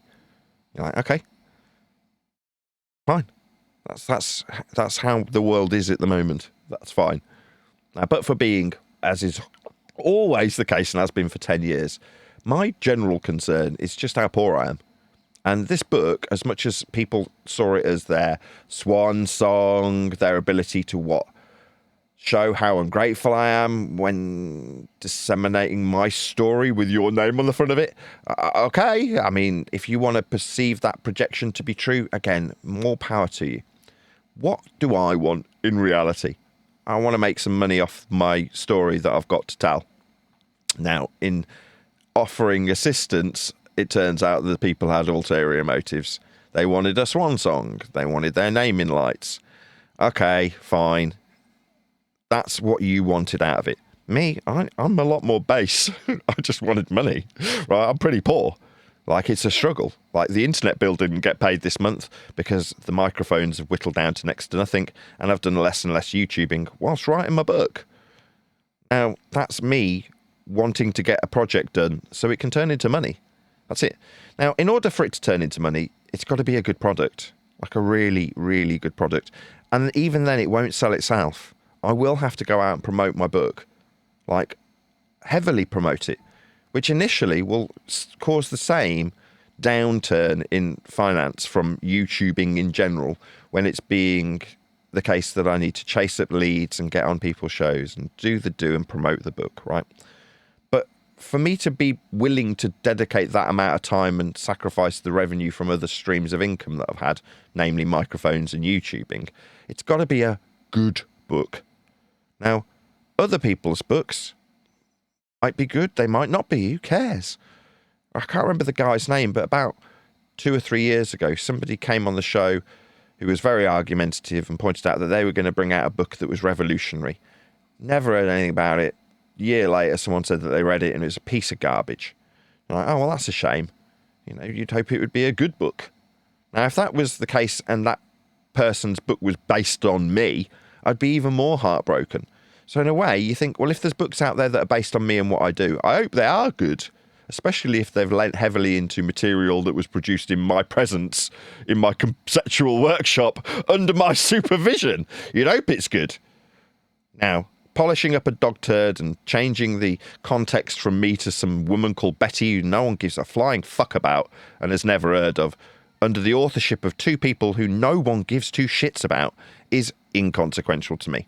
What is consequential to me is that I refine and polish up the material that's legitimately mine, about me, about what I've done in the last 10 years. Because, much to my complete surprise, people are genuinely interested in what Nathan Oakley has to say after 10 years / 12 years, depending on how you want to slice it up, experience in this arena. That's something people actually want. They're not saying, oh, the new X person authors come out with a new book, I'm so excited. What are you hearing? Oh, Nathan's book's come out. Even without my name on it, people still see my name there. Yeah, that's what I'm hearing, right? That's what you've told me. Well, that is highly flattering, right? From the bottom of my heart, right? I am sincerely flattered by all of this. Now, that might be hard for you to wrap your head around because you're like, but you've been robbed from. Yes, I have. Yes, they've reappropriated my 5th draft. These are the facts. But anybody who's on the inside will know about it. Anybody on the outside does not care. Now, if they happen to produce a book that's worthy of purchase and it's heavily influenced by me and what I do, and it's good, that's 3 thumbs up. Great. Good for you. It doesn't affect me and my revenue stream. The only things I've got control over are my book, how good the material is in it, and how well I go out and promote it. Those are things that are absolutely in my control. Now, I'm in no doubt that while I'm doing those things, other people are like, I have consequence. And no, you don't. You can delude yourself that something could have happened if you were involved, but for the fact that you're not, it won't. You're delusional, right? What you want is some consequence on me and my life, and you don't have any. Most people have a limited interaction with me in general. Now, other people who have recognised that limited interaction means very little influence walk away and go, I don't necessarily need any further involvement from this. They just take the interaction and move on. Other people concern themselves greatly about me and what I do. But that's no different, right? The fact that there's people who are formerly on my side, now no longer on my side, it's like, what? Join the list. Do you want me to add you to the list of people that were on my side and then betrayed me? That's a long list. But those people often end up in a position where they go nuts and their dying day is spent watching me. Yeah, even though they've spent years prior to their dying day watching me, telling people how they shouldn't watch me. Like, okay. Now, if that don't make any sense to you, it's like, well, you are concerned with what? How well you've been... No, me! You're concerned with Nathan Oakley. That's your primary concern. Yeah, I'm used to it.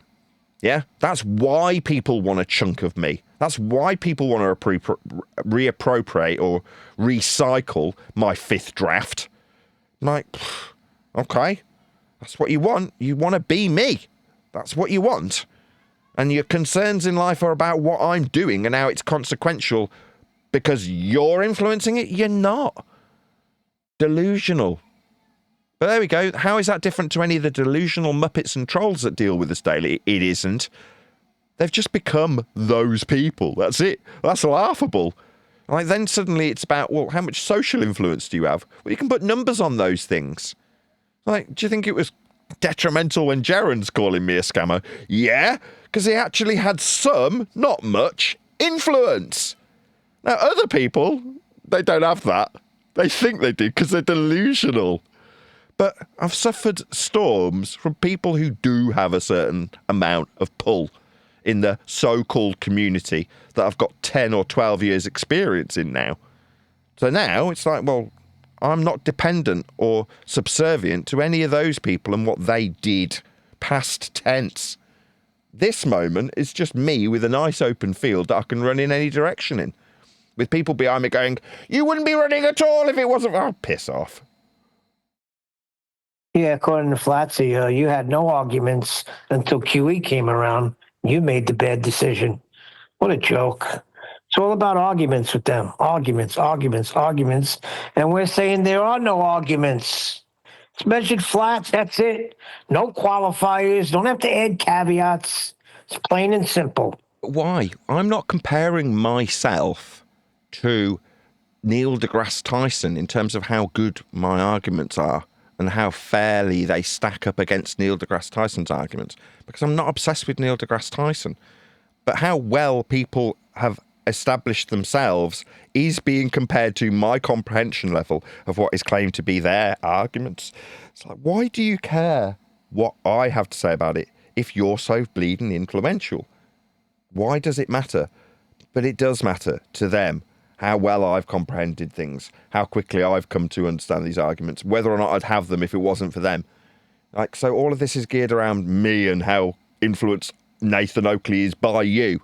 Like, have some self-esteem. Realise your own self-worth.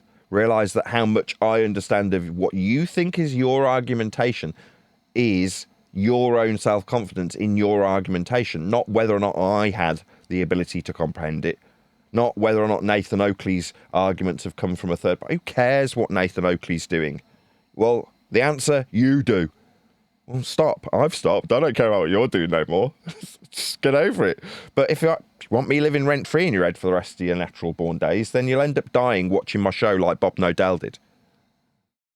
Listen, Carroll Shelby and Ken Miles put together that Mustang that won Le Mans 3 years in a row, correct?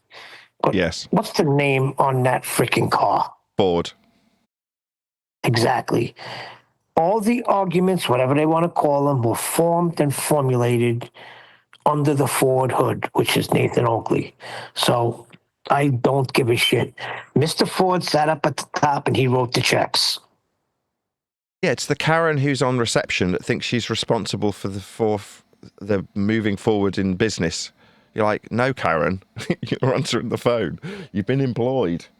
These people can't get over their position. They're like, I need gratitude. Not really. I'm not going to need gratitude for somebody who thieves from me and reappropriates it and then projects their own discretions onto me. Like, no, you're just a standard narc. Fairly standard, fair narcissist. And a narcissist can't create their own stuff. They recycle stuff. That's what they do. Original thought isn't what they're about. Recycling other people's hard work, taking credit for other people's hard work, and then projecting the theft back onto the person they've stolen from. Absolutely standard fare narcissistic endeavours, completely predictable. That's the only bonus. They all behave the same way. Creativity in an imagination isn't something that they possess. That's why they have to take on other people's personality traits and other people's ideas and recycle them. And then defend vehemently how, actually, they stole this from me. Who's they? Why would they even be mentioned if it was yours? They wouldn't need mentioning, would they? That's the reality. Well, they got all rights reserved. This work, okay, copyright 2026 by John Stunya and Adam Meakin with Betty Van Velsen, Brian Lonigan, and Kim Hopkins. All rights reserved. No part of this book may be reproduced, distributed, or transmitted in any form or by any means, including photocopying, recording, or other electronic or mechanical methods, without the prior written permission of the copyright owners, except in this case of brief quotations embodied in critical reviews and certain other non-commercial uses permitted by copyright law. So what they're doing is, again, projecting out their own discretions. So what they've done is they've stolen my material and they're saying, nobody else can use this, stolen material? You've nicked my 5th draft and they've put your own name on it and now putting a huge long disclaimer about no one can steal it. What, like you have? It's comical when you actually break it down, isn't it? No one can steal this stuff I've stolen. Really, that long disclaimer. All the citations. Plus all the citations and stuff they can't copyright. Plus all the citations they've used, they can't copyright them, and really they should have asked permission to include. Who cares? Seriously. I mean, do what you want to do, but this is just narcissistic projection. Right? No one can take it. It's mine. It's mine. What story that's got my name throughout it about what I do? No one can steal it. You've stolen it. It's all about me. I'm flattered. But you want to protect that story of Nathan Oakley? You want to protect it as it's your own? It's your story of Nathan Oakley, is it? Yeah. I'm sure your copyright kibosh will keep you safe. When's the real book out then now, as you've not already mentioned that? A couple of weeks at the most, I would imagine. We've finished it. It's done. Artwork's done. It's in the right order. We've edited every chapter twice. And now it's just little menial stuff. Got to get a cover. Got to get it typeset in the right formatted size for whatever page, be that legal or A5 or whatever page size it ends up being. It needs typesetting in those page sizes. And about it. I can't think of anything else that needs to be done. It could probably get published tomorrow. It's just I want to go through it at least once more, once my wife's had a break from it for a day or two, and just read it through without making any edits. That is to say, the last time we read it through, we were still making minor changes. So I want to be able to at least say I've read it through once without having to change anything in it before it gets published. Like I say, getting the makeshift book cover that I boshed up with your outblend bit more correct for whatever format or whatever page size it ends up being. That's about it. I can't think of anything else that needs doing. I'm really pleased with it. The artwork was the last thing that was done. I shared some, maybe 20 or 30% of the artwork with Neil, just because we happened to be sharing it back and forth, my wife and I. So I included Neil on that and asked him not to share it with anybody. Obviously, I want it to be fresh when it comes out. But that's all in the right places. That was the last thing we were changing, actually, up until last night. There was a couple of images that were in the wrong place that we moved around. But that's something that you're like, well, if we've made those changes, we still need to go back through it at least once more.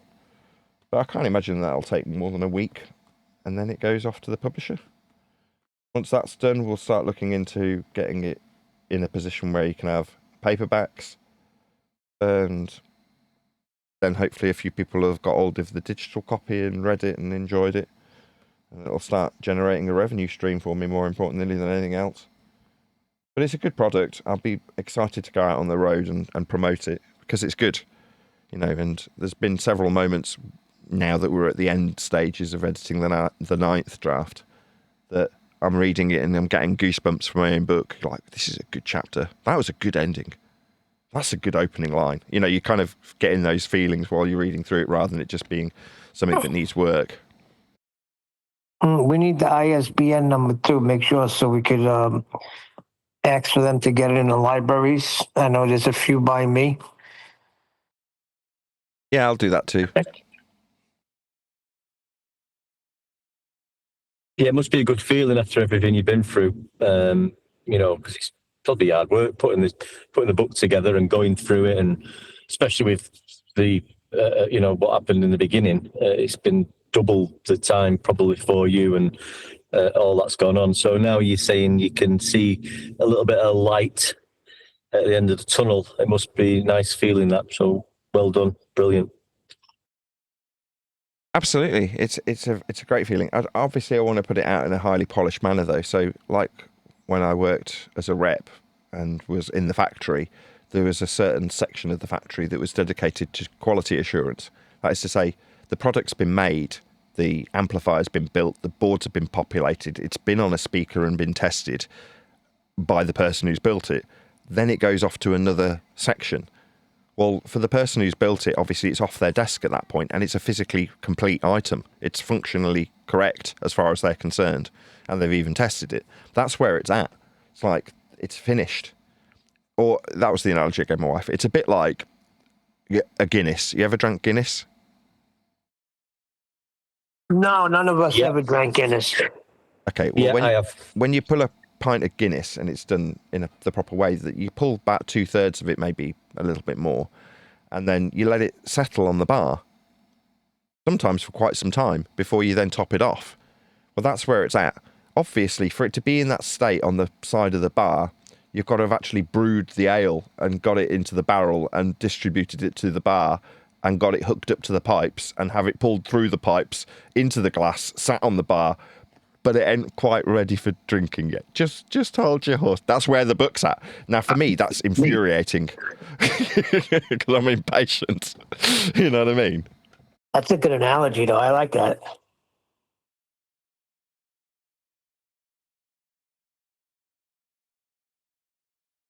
How are you?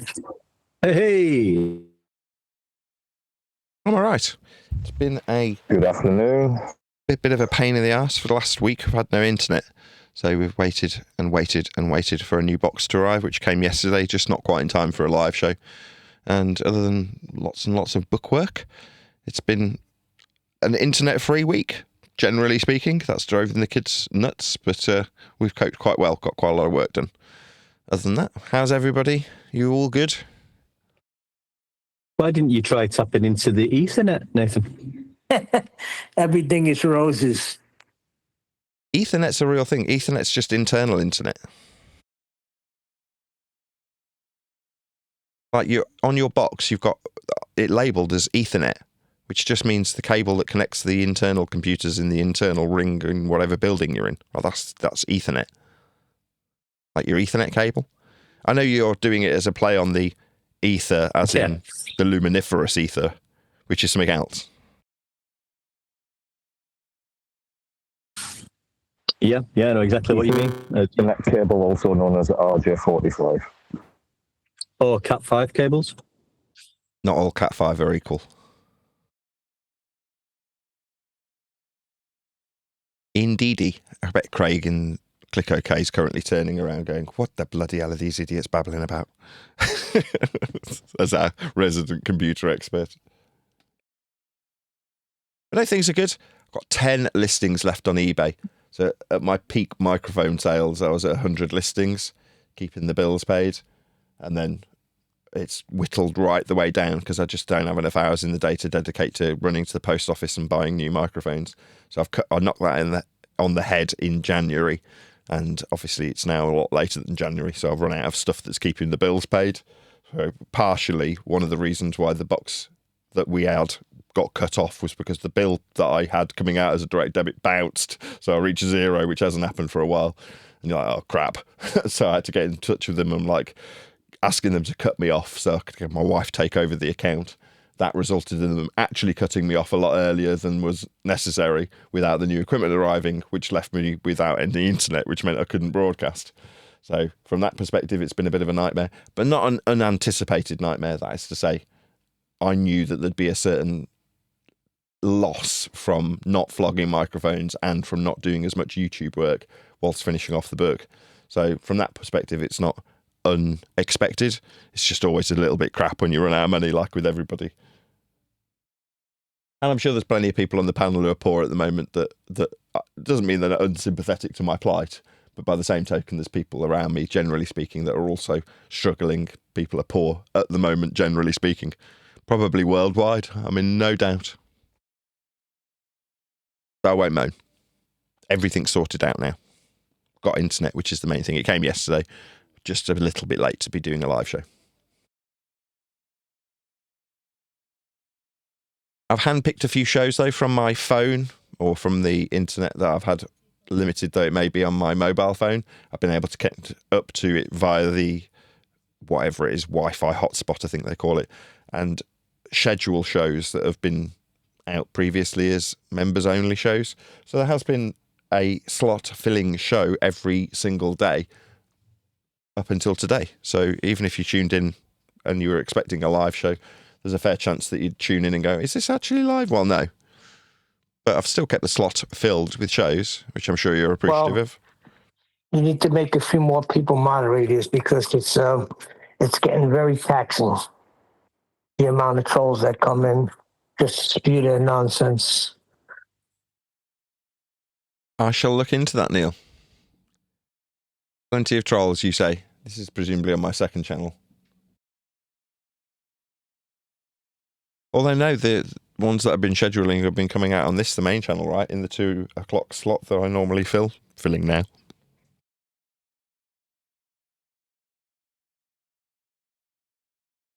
One of the things I included in the book's Luminiferous Ether section was the poem that I wrote.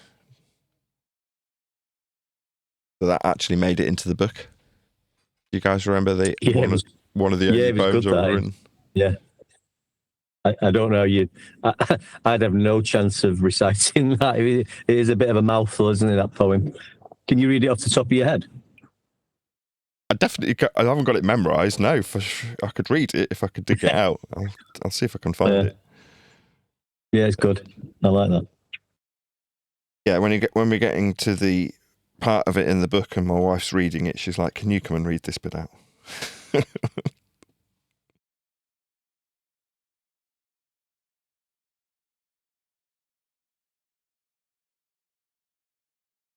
I'll find it.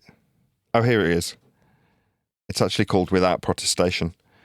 Without protestation or procrastination, and at no risk of demonstration, the ether sensation is the manifestation of the vibration when viewing libration, and a perturbation in the variation of a background radiation when we view illumination. There is no postulation in my verbal masturbation, because perception of the visualization of light emanation in a rotation toroidation of magnetization through vacuum evacuation show their maximalization propagation with a motion demonstration phase quantation via quantum induction validation, where we view the Michelson-Morley experimentation showing consistent variation in the direction when illumination went on vacation at elevation in atmospheric stratification by interpretation, and that's a miniaturization of the ether explanation.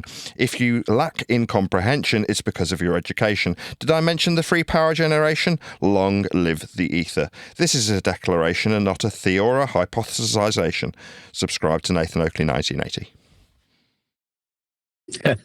Brilliant. Did you pinch a lot of that off Witsit? Like some of his wording? Or did you just... Because he was coming out with some nonsense as usual, wasn't he? About the ether and coming out with all these fancy words. Did you pinch a little bit of that? Well, yes and no. He's using common vernacular for ether claims. So, no, I'd never watched Witsit. I wasn't a subscriber and I didn't interact with him in any way. He would occasionally come on this show and interact with me, and I would react occasionally when people would put videos where he was in discussions with others and we had an objection to some of his etherite claims. But ultimately speaking, I just use common ether vernacular. That is to say, there's a reason why Witsit's using that language when talking about ether, because it's common Etherian language. But I'm sure you heard every single one of the Ethereum buzzwords in that, right? Yeah. It'd be good to put that in, make that into a little bit of a song. Maybe try that. It would be a rap, I would imagine. Yeah, it'd have to be a rap, wouldn't it? That's just poetry, isn't it? I don't know. I was quite proud of that when I produced it in the first instance. Other than my teenage dirtbag copy, I don't think I've ever written anything else. That's about it. Yeah. Who was that by? Say again, Neil. Who was that teenage dirtbag by? He's checking you out here now. Wheatus. Ah, okay, good man. Yeah, I said it was by Weezer, and I was incorrect. Neil corrected me. He's like, it's not by Weezer. It's by Wheatus. I couldn't find it. I'm like, oh, I'm sorry. Gotta get your music right. It is important. You want to give credit where credit's due. So have you got your chapters in a nice order, Nathan, for the book? Yeah, did I give the analogy about the Guinness in the pre-show?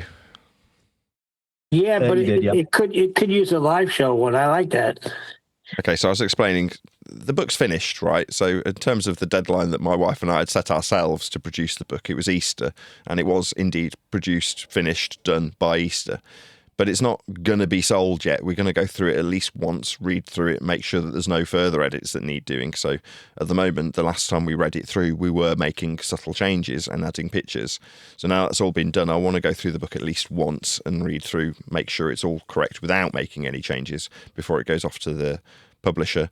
And indeed, there's other little bits and bobs that need doing, namely the cover needs to be made because it's just in a rough mock-up of a cover, and it needs to be typeset in terms of the actual size of the pages, which might be A5, it might be legal for the Americans. I don't know what size the text will end up being, so we need to find that out from the publisher. But other than that, the book's done. And the analogy I gave in the pre-show was, if you're a Guinness drinker, you'll know that when you go and buy a Guinness and somebody does it properly, they'll pull 2/3 or a little bit more of it and set it on the side of the bar to settle. Now, that is to say that in order for it to be on the side of the bar settling, you've got to have had the ale produced in the first instance, put in a barrel, distributed to the bar, pumped through the pipes into the glass, and then have it sat on the side of the bar. It's just not quite ready to drink yet, even though it's right there in front of you. You can see it. You could potentially put your lips around it, but the barman's not allowing you to. He's just like, no, just give it another minute. It needs to settle, and then I'll top it off. That's how the book's looking. It's done. It's finished. I just don't want it to go out with any minor spelling errors. And indeed, there's a couple of little bits and bobs that need to be topped off on top of the finished material before it goes out for official publication. And once it is, I'll be out on the road touring it and publicising it. And indeed, we'll then make moves to get a soft copy, or whatever you call it, paperback copy, or even a hard copy, like a hardback copy, done through a different means that it'll initially be published through, which is to say you'll be able to get a digital copy when it's first published. Now, initially, whatever it was, 4 years or 3 years ago when the publisher was talking about this, is like, get it to a decent enough standard, and then if there are minor corrections, we can just make a change on the fly. It's not that big a deal with the digital copy. Well, in my mind, now it's taken as long as it has, I'd rather go through it with a fine-tooth comb and still have that be the case, because I'm sure there will be a comma in the wrong place even after publication, which, as he says, can be corrected. But I do want to go through it at least once to make sure it's 100% without having to make any alterations while we're doing that. Now, given that we've been working on it non-stop for about the last 6 months, I think my wife could do with a couple of days at least break from it, which we'll do, and then we'll get back into it and basically do quality assurance, or QA. So the quality assurance process is all that needs to be done, along with a little bit of refinement in terms of the cover, typesetting, and then it's ready for publication. I can't imagine that'll take more than a week, or maybe a couple of weeks at the absolute outside, but it's basically ready, and within maybe a week or two it'll be out and you can actually buy a copy. So that's Measured Flat, All Roads Lead to a Flat Earth by Nathan Oakley. Done, just not ready for purchasing just yet, but it will be very, very, very soon. I know lots of people have been asking, when's the book? Very, very soon, like within a couple of weeks at the most, maybe sooner. Well, that's good news. Do you have like anywhere lined up where you're going to promote it first? Have you thought about that? I've got all the names that we'll be going out to approach to promote it. I mean, obviously you've got to get it done, finished first, for it to be a polished product ready to be sold. Once it's available for sale, then you can go out and promote it. So no, I haven't approached anybody yet. That'd be stupid because it's not officially available. No, not approach. I'm in your mind. Have you got someone lined up where this is the first platform where I want to be on, or you're just going to, like, whoever gets me, whoever says yes, that's where I'm going? No, the first platform that we'll hear about it will be here. This will be the first platform, my own. So I'll be the first person to talk about it. And as soon as it's available, there'll be a link below the video. And I'll be like, if you want to get a copy of it right now, the link is available below this video. Now, there's a chance that, unbeknownst to anybody who is a show watcher, there's a publicist who's already got a website that's selling plenty of Flat Earth books. They might see it before my audience sees it below my video when I publicise that fact. But from there, you're saying, is there a specific individual that will be the first person to have the exclusive, if you will, of the promotion of this book before any wider audiences hear about it? No, not yet. I'll probably just pick the first person on the list of names and go to them. And then even then, that particular individual won't necessarily say yes. It's when you work your way down through the list and say, would you like to have Nathan Oakley on your show to talk about his new book? Once you get to the person that says, yes, I'd love to have Nathan Oakley talking about his book, can you send me a copy? That's that'll be the first person. You know what I mean? I was just thinking, I mean, it's flat earth debate. I was just thinking outside the box. Maybe Mark Sargent should get the nod because he reaches a lot of people. Just a suggestion. I mean, Mark's certainly on the list of people that I'll be contacting. So if Mark happens to get back to me before anybody else, then yeah, there's a good chance that Mark will be the first. If he's the first to say, yeah, of course, come on tomorrow. I'm like, okay, I'll come on tomorrow then. Well, you know that's the way he is, so that probably would be the best bet in my opinion. But it's your show, baby. Yeah, I'm sure I will be in front of Mark at some stage, regardless if he's the first or not. So, but yeah, he's certainly on the list of people that will need contacting and need to be sent a copy, potentially become an affiliate, so he can have his own link underneath the video. But we'll see. I don't know who's going to be first, Neil. Well, if you haven't noticed, this is all in vain anyway because there's a ship out there called the Artemis 2, and they've showed excellent pictures of Earth from space. Yeah, I haven't had a great deal of interest in Artemis, and when it's come up on my doom scrolling with a whirly whirl as it's connected to my phone, what I noticed was there's some elevation measurements from surface level. From memory, it was given in miles. You're like, okay, so perpendicular to a plane of reference altitude being given out then. And you'll need a flat Earth for that trajectory information for it to fly if it's claimed to be flying through our quote-unquote atmosphere, oxymoronic sphere-shaped air, without containment. To traverse said pressurized gas and enter a second law of thermodynamics violating sky vacuum that they say it's going to have to traverse to go to the moon. Like, this is old news. So you're telling me these pictures that they're showing the world of this globe Earth is a lie? Yeah, they're not pictures from a sky vacuum. It's like saying, are these pictures of the lion in Narnia real? Like, no. I mean, it might be a picture of a lion, but are they from an area beyond the wardrobe? No. Yeah, but it's like you say, Nathan. There, you've just summed it up. There, you pointed out that they've got a distance above sea level, yeah, altitude. So straight away, they're giving you the flat Earth prerequisites. There's no argument anymore.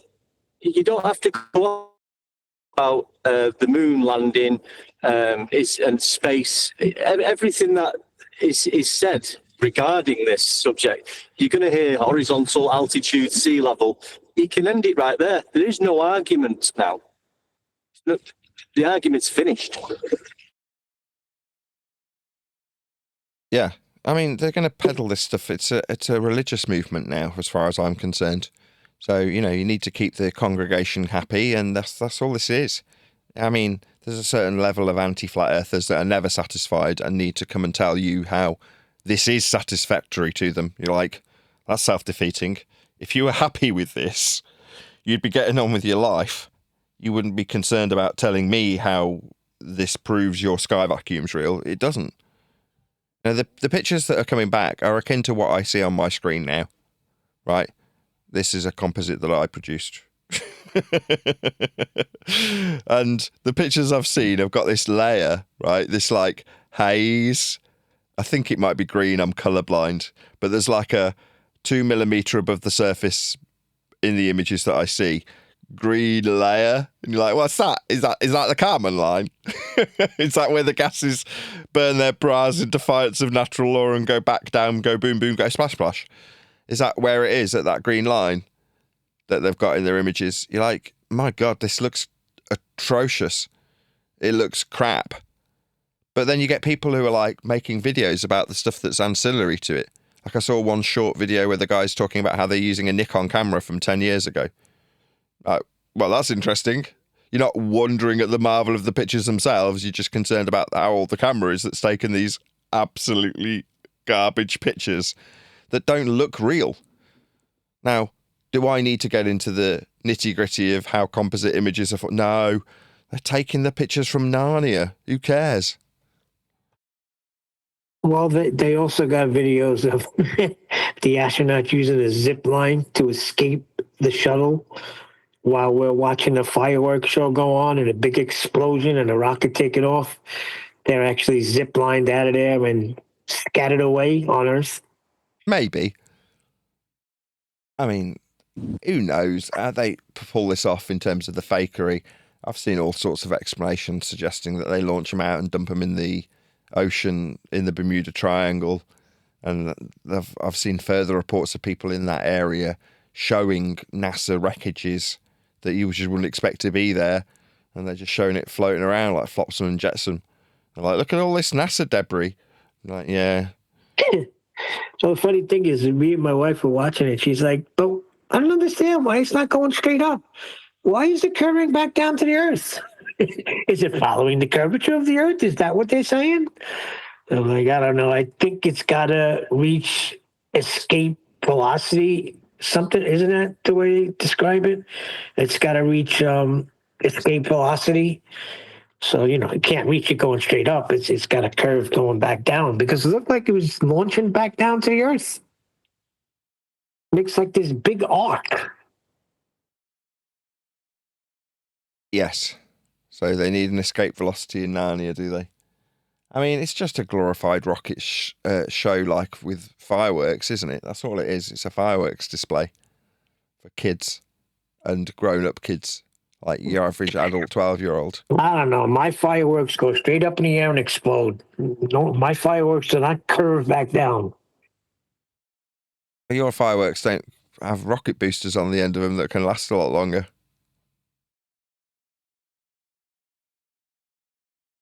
Yeah, like I say, say again. Go ahead, one day.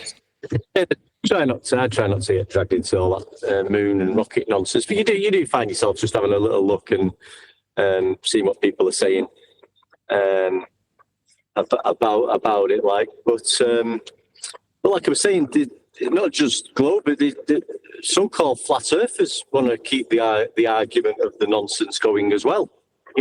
Arguing about gravity and refraction and other topics that we've dealt with now. And like I say, there is no argument, but flat earthers, so-called flat earthers, want to continue to have the argument when we've resolved it here on FED with measurements. It's been dealt with. You know what I mean?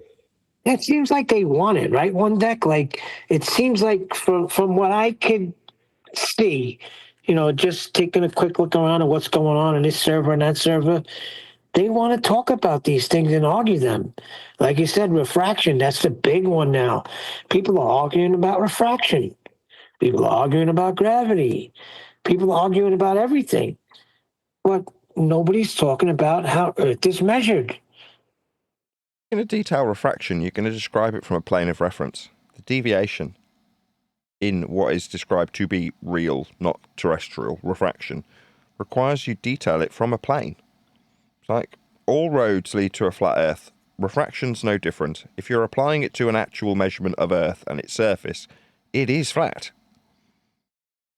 There aren't any exceptions to these roads that lead back to flat Earth measurements.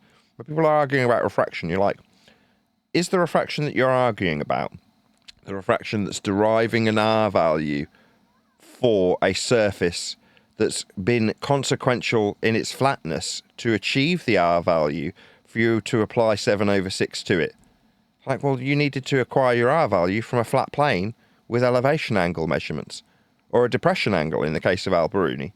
Like, okay, well, you need a flat Earth to derive your R value. Oh, you're not talking about terrestrial refraction. You're talking about the real calculable refraction. Well, what's it traversing? A medium that you can deviate from in terms of a curved path, a change in direction that you're going to infer from a plane of reference. So you need a plane of reference then. Doesn't matter which way you dice it. You either need a plane of reference to derive an R value, or you need a plane of reference to describe the deviation in the vertical for the diffraction of the light you're asserting, to then refer back also in the second instance to the R value that it's claimed to be applicable to if you're describing it with actual refraction. It doesn't matter which path you choose, you're always going to find your way back to a flat Earth prerequisite. Yeah, you can't get away from that flat plane of reference. You spoil everything, Nathan. I mean, come on, just keep the argument going a little bit longer, will you? Please. To keep the argument going, you've got to ignore how flat Earth must be measured to come up with the concepts. Like, you want to apply refraction to a curved surface, then you're first going to have to create the curved surface. Well, how are you going to create it? Well, with a system of observations, measurements from a planar surface called elevation angles.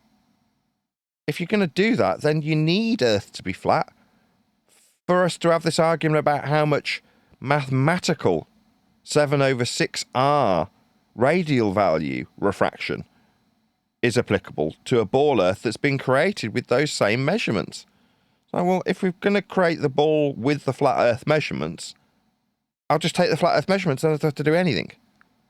But what you want to take the flat Earth measurements, ignore them, and then ask how the derived radial value from the flat Earth measurements works when light changes direction with respect to a plane of reference.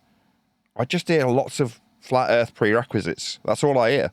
It's like Neo seeing the Matrix code. You can't suddenly stop seeing it. Once you see it, that's it. Yeah, I'm like that now. You're just listening to people, not just everyday conversations as well, just about, anything you might want to talk about. But in this arena, you can't help but notice when somebody's talking, all the flat Earth prerequisites that come out the mouth, just one after the other. And like you say, it's just like bullets hitting you, flat Earth bullets. They have to, though. They can't get away from it. How else are you going to do it? You can't. For years, we skipped right by it. Well, we was given a level plane anyway. The Earth is a level plane, mainly sea level. Sorry, I mean mean sea level, 0 degree baseline for all measurements to go forth. We had no choice. It was level for us in the first instance to then go and measure it flat secondary. It's, you know what I mean? That's what we've had to deal with. Level, sea level, flat Earth. All roads lead to it, apparently. Yeah, the biggest one is always going to be height and distance. That is to say, in a two-dimensional graphed sense, altitude along one axis and distance along another, in the case of refraction, to describe a deviation with respect to the baseline.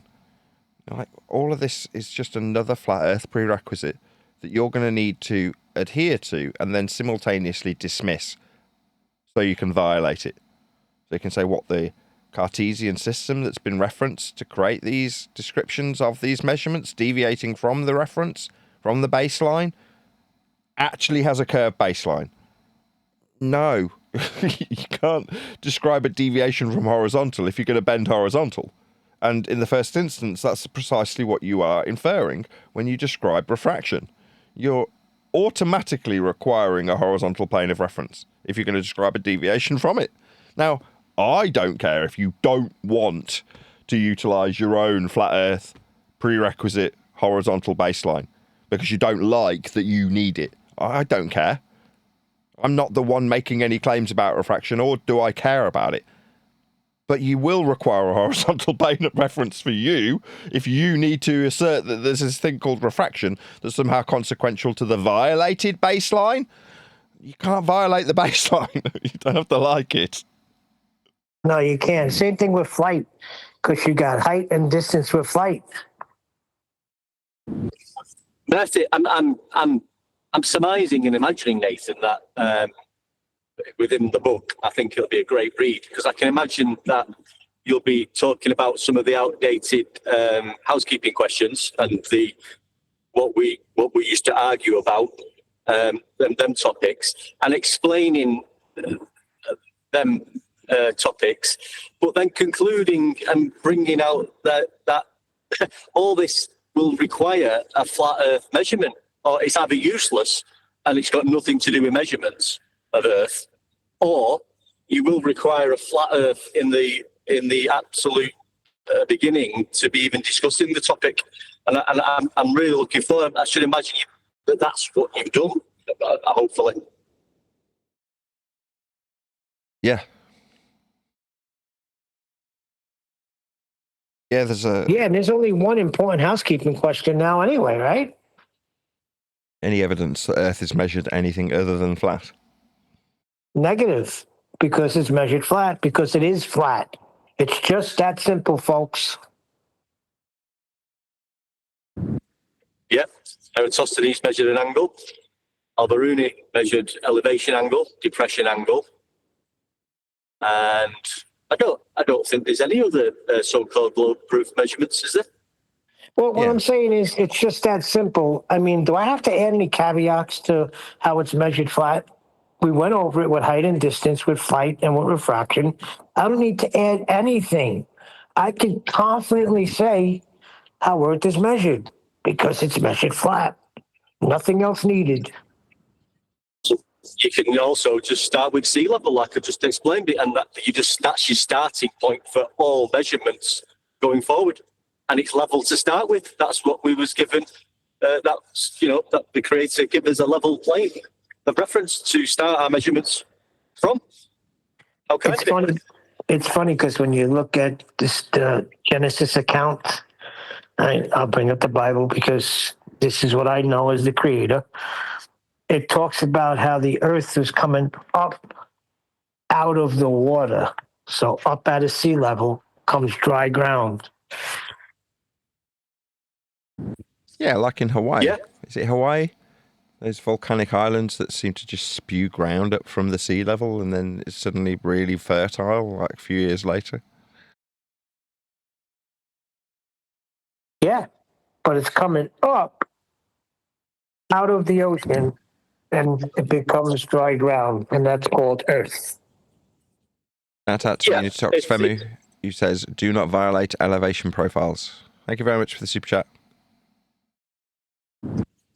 Yeah, if the Earth was just covered with, if we just had sea level, then the whole place would just be level with no, nothing, no elevation profiles above, and no depth below. It'll just be a level plane. That's what we've got. Well, it has to be what it is because we needed to build on it, right? So you have this sea level, right? Mean sea level. Now the Earth comes up out of the water, and now human beings can construct on it. We can build houses and towns and cities, museums, libraries, where they'll have a book called Measured Flat, All Roads Lead to Flat Earth.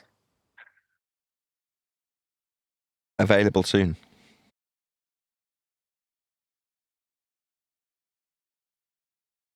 Yeah, the last chapter is Measured Flat, and it's about the ignorance of flat Earth measurements in the pursuit of Earth curves failures being highlighted.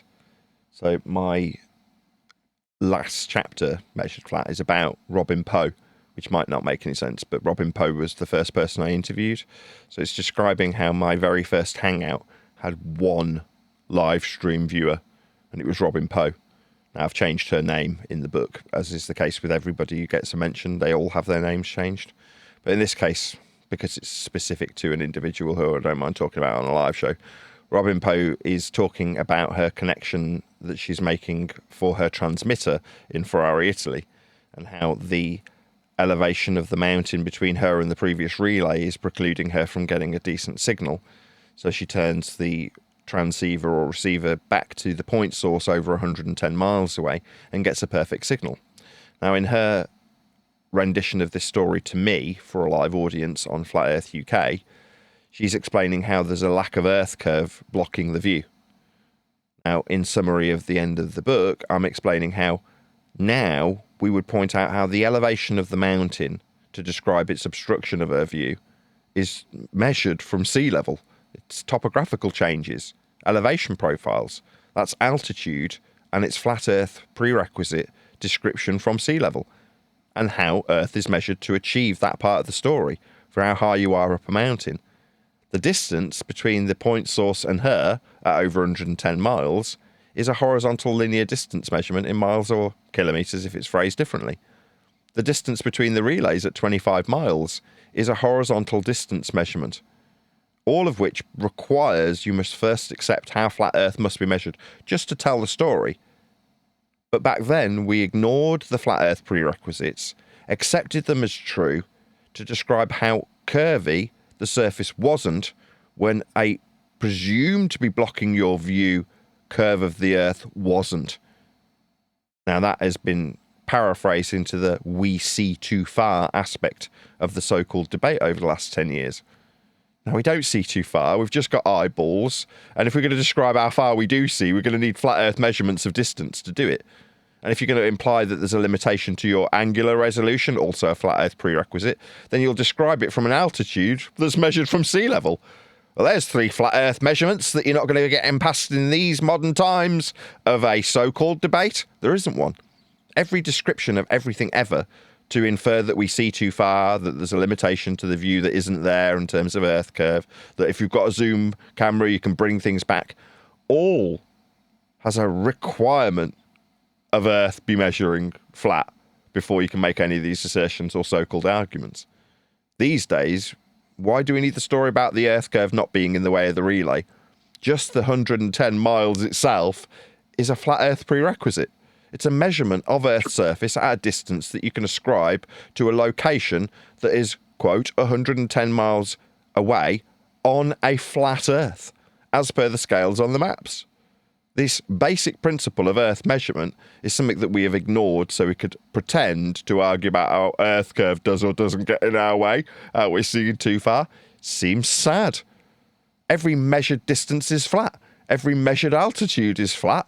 Why would we need anything else? So we're going to measure it flat then? Yeah. So will anybody who ever measures Earth. Yeah, I was listening to something the other day, and that's what they were saying. They were like, you shouldn't be seeing that over there. And I'm like, what? Why shouldn't they be seeing what they're seeing? We were duped into believing that there was some sort of argument to be had when there was none all along. It's always measured flat. Put that into a cartoon. You could even say it like, the black swan argument back then. All you need, you've got a distance to that oil rig. Yeah, it's horizontal distance in miles, and it'll have a height of the rig will be above sea level. That's all you need to know. Correct. So much more basic. Yes. You mean the legendary black swan? Yeah, you think now we've moved on and now we're more advanced. How many times have we argued that case where all we needed to say was there was a horizontal distance to the rig and there is a height to that rig above sea level? Bye-bye. Yeah, that's the end of the discussion, isn't it? The minute you've acquired the measurements, you either accept them, in which case Earth's measured flat, or you don't. Well, we're not going to have an argument then. What are we going to argue about? Oh, we are going to argue about these flat Earth measurements. It's measured flat then. No need to argue. Oh, you want to accept the flat Earth measurements and then put them through the calculator and ignore how flat Earth must be measured for us to put them into a calculator to establish how, if we're at 1.2 times the square root of the observer's height of a flat Earth in feet. Let's ignore that too. But no. Well, even back then, you got steered into, then you get wrapped up in refract. We've already spoke about it. You go into refraction arguments. Yeah, you start arguing about the distance to something called the horizon, which has never, ever, ever been defined as a physical location. So you find yourself talking about all this, and you've just skipped past, like you've said, Nathan, the distance to the rig, horizontal distance, and its altitude above sea level. 2 points, end of story. Bye-bye. Yeah. So for Robin Poe, it's her altitude with respect to sea level, the obstruction of the altitude that's blocking her view, the distance to a point source, 110 miles away. Like, before you've told me about how shock and a horror there wasn't any Earth curve, you've already told me how flat Earth's been measured 6 ways from Sunday, before we even got to the crux of the story. And the crux of the story requires that I don't point out how flat Earth must be measured. So we can ignore that part of the story. It's consequential to the story because you're telling me 110 miles and no Earth curve. Like 110 miles and that's a flat Earth measurement. No big deal then. It's just measured flat. So are you telling me that the black swan argument is redundant? Yes, it is. Oh, that's gotta hurt. So, not really. Yeah. So are all of the arguments. So in my summation of the book that I've just written, finished literally yesterday, there's a summary about how all of it is inconsequential as a consequence of what you now describe as the most important housekeeping question. So we started this discussion with Neil saying, what's the most important housekeeping question? Is there any evidence that Earth is measured anything other than flat? Well, that undermines every housekeeping question. Why do we need to keep house? It's just measured flat. It's not that serious anymore, is it? Don't need to respond to people who want to keep the arguments alive. Every one of the housekeeping question involves us whistling past the flat Earth prerequisites that are utilised to ask the question in the first place. What about where the distance to the geometric horizon is at 1.22 times the square root of the observer's measured height of a flat Earth? So they've got to measure our height of a flat Earth then? Yeah, like all altitudes. So the horizon would be on a flat plane as well, since you're talking about a linear distance to it. Yeah, their linear distance measurement to horizon. This is where Anthony Riley couldn't quite comprehend his own ineptitude when it came to arguing about a physical location. For them, at 1.22 times the square root of the observer's height in feet. For them, it's the physical ground. For us, the optical resolution point that isn't resolvable at what we call the horizon is still formed with the ground. Just means you can't ascribe a postcode to that particular location that's actually a loss of resolution. But it's still forming its loss of resolution that's useful for acquiring horizontal planes of reference with the ground. It's the ground. It's the point where the ground appears to meet the sky. Well, optical resolution limit or not, you're still forming that with the ground. Very much part of the definition. But for them, it is a physical location. It's described at 1.22 times the square root of the observer's height off a flat Earth. End of argument. Perfect. Yeah, so it makes all of the arguments redundant. There was no argument. Everybody had to whistle past how flat Earth was being measured to have a perception of there being an argument. Once you understand and acknowledge the flat Earth prerequisites that everybody must adhere to, you've only got two choices. Relinquish the measurements that the so-called argument's based on, or accept that it's flat. And for me, I'm like, well, my acceptance of it isn't even required. It doesn't matter if I verbalise this fact to you, the audience.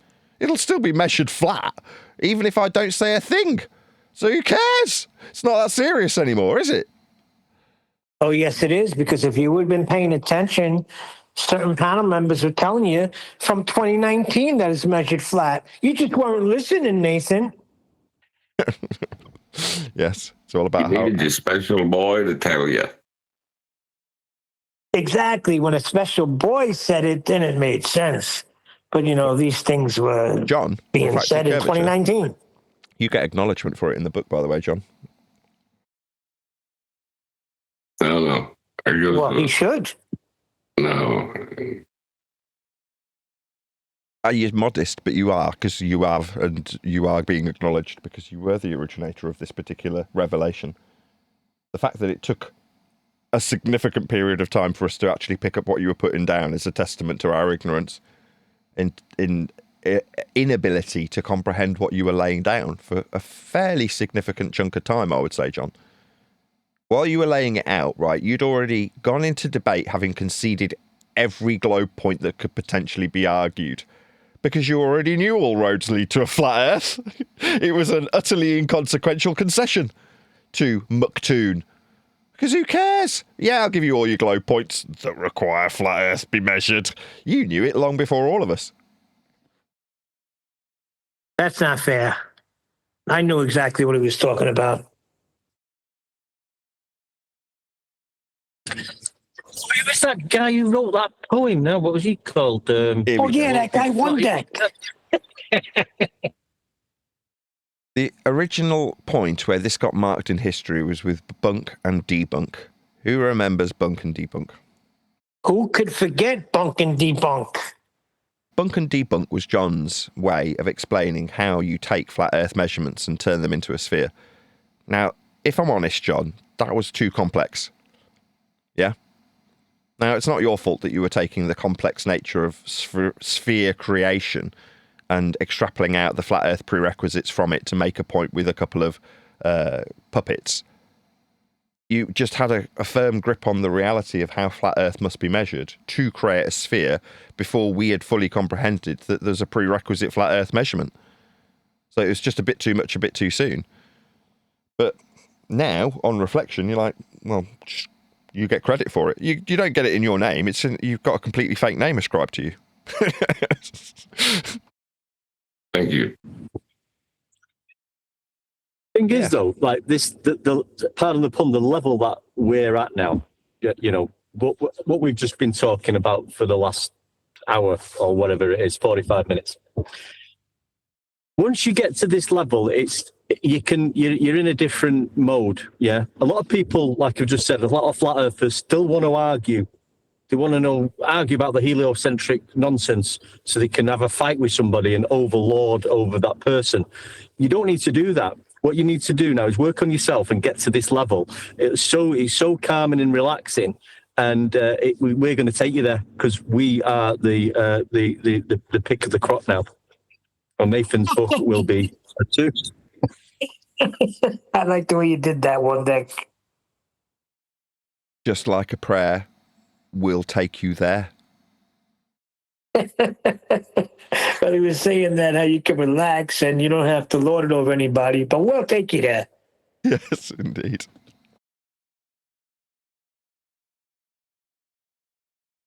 Yeah, jump on board. Come on.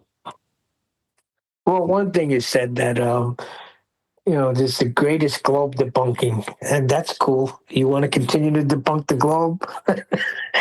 Have fun. Over here, My attitude's completely please changed. demonstrate how it's measured flat. Sorry, Nathan. Well, go I was ahead. just going to say, my attitude towards debunking the globe has completely reversed in the last 6 months. Like, you can have it. Have it. Just back to The crediting thing is, John. Nathan, Good. sorry, if you debunk the globe, you're going to be debunking flat Earth, mate. Exactly. So give him it. Right, well, you need, okay, you want to believe you're on a globe. More power to you. Let's have a little look, if you like. Let's have a look where we got the sphericity from. Where's the measurements? Are there in these flat Earth elevation angle derivations, or this dip angle derivation from a flat surface level with a parallel eye level? So we're going to need to measure Earth flat then, so we can bastardize and violate the base that we've measured flat to achieve these numbers. Okay, I mean, two choices. Relinquish these flat Earth measurements, in which case we're not going to be moving forward with anything, or accept that we're measuring it flat. For you to believe that you can violate the base measurement that you've just relied upon to have a belief in a ball. Well, you can have your belief in a ball. I mean, it comes with a flat Earth prerequisite elevation measurement from surface level. It comes with a absolute requirement for eye level to be parallel with surface level. It comes with altitude measurements measured from sea level. It comes with a flat Earth whether you like it or not. So have your ball. But I was just about to credit this to John. That's what John did when he went, I'll give you all of it. You can have a concession for every globe claim you can make, and I will give it you immediately. Because from this point forth, I'm talking to you directly, John, it is inconsequential if you allow them to, quote unquote, have it. Right? What difference does it make if they have their globe? It still needs flat Earth measurements, so who cares? You can have it. Yeah. Yeah. It's Fantastic. Yep. It's a weird reality that we live in. But yeah, you gotta, if you want to believe you're on a ball, you gotta know it's flat. Yeah, I tried to scrape the surface of this by saying we were advanced heliocentrists, but in reality I was just saying I'm a glorified fart sniffer who values the information in the same way the dweebs value their information. If you can understand and dissect the Haversine formula, then you've invested cognitively in that which most normies won't. Therefore, you can lord it over them because you've got a level of comprehension that they lack. Therefore, you're superior to them. Well, in reality, you go one step beyond and you realise that it all relied upon flat Earth measurements to begin with. That attempt to ascertain higher degrees of greatness leaves you walking out the the top floor naked. What do I mean by that? There's a Fraser Crane scene, right? And by metaphor, I'm describing how Fraser Crane is striving for greatness with Niles in a spa. So he goes into the spa and he's got his silver card that they issue to you, and he's getting his nails done. And he sees someone walk through a golden door, and he's like, where are they going? And the assistants explain that that's the premier part of the spa where only gold card members can go. And he's outraged. There's a level above what he's already attained. Well, he wants to be in that club. So he quickly figures out how to get a gold card so he can go through that door. And it's slightly nicer drinks, and the assistants are slightly prettier, and the towels are pre-warmed, and there's certain things that are nicer than the silver aspect. And while he's having his toes done, he notices there's a platinum-coloured door that someone else walks through, and he asks, well, where's that door lead to? Oh, that's for our very exclusive platinum-only members. He said, well, I want to be a platinum member. So he's trying to ascertain that perceived level of greatness as he acquires his platinum card, and him and Niles go up to the top floor, and they're basking in the luxury of champagne being handed them by floozies, and they see another door that looks diamond-coloured. It's all sparkly. And they're like, we want to go through that door. And they go through in their towels and realise that they're on the roof with nothing there. It's just the empty space. And they've gone through a door that let them know that they're just two men in towels, semi-naked, standing on the top of a building with no one attending to them. Well, that's us, by metaphor. Like, try and achieve this greatness in terms of a heliocentric discernment, where you can understand how the distance to the geometric horizon is 1.22 times the square root of the observer's height in feet. Like, you can lord that over somebody in terms of your prowess when it comes to heliocentric endeavours to acquire a distance to a geometric physical sphere edge horizon. All sounds like silk. Beautiful words of intelligence that people can know how smart you are. Only for you to walk through the top layer and go, hang on a second, everything that I described with my intellectual superiority, my fart-sniffing nature, has led me to the point where I realise that actually I'm inconsequential to it. Everybody who ever measured Earth ever is going to require the prerequisites of altitude and distance and sea level and parallel eye level, and whether or not I talk about the distance to a geometric physical sphere edge horizon at 1.22 times the square root of the observer's measured height off flat Earth will always require a measured height off flat Earth then, even if I didn't ever disseminate the facts in the globe's favour for a distance to a geometric imaginary horizon in mathematics that required we measure Earth flat. You realise the inconsequential nature of your own existence when you know Earth will still be measured flat without me. It doesn't need me here. I don't need to tell you about how flat it is. It's flat anyway. That offends the fart sniffers, the people in the platinum group that think they can escalate themselves that little bit higher above everybody around them. Like, you step one step further and you're out on the roof, a semi-naked man in a towel, and it's embarrassing. But you need a bit of introspection to reach that point on the roof where you go, what was I chasing? Oh, my ability to lord it over next man. Well said. Yeah, well said.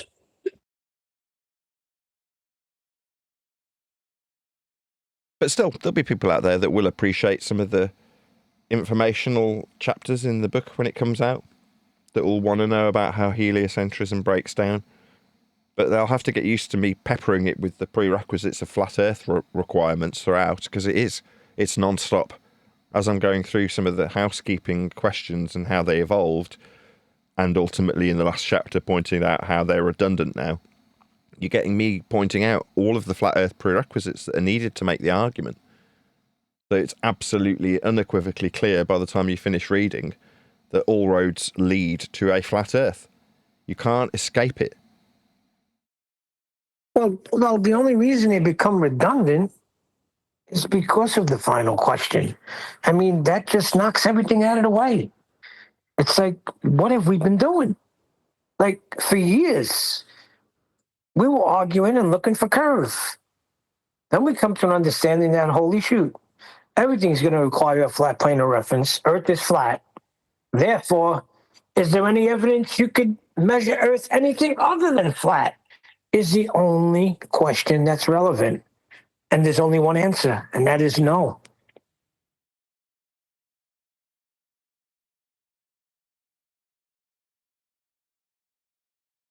Yeah.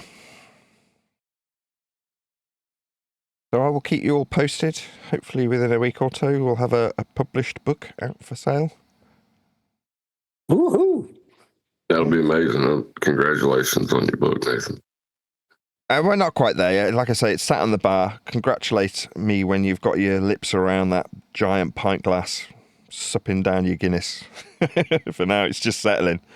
But you can almost There'll be no taste it. congratulations till I can buy a copy, either on eBay, and then really no congratulations until I get a paperback in my hand and eventually a hardcover.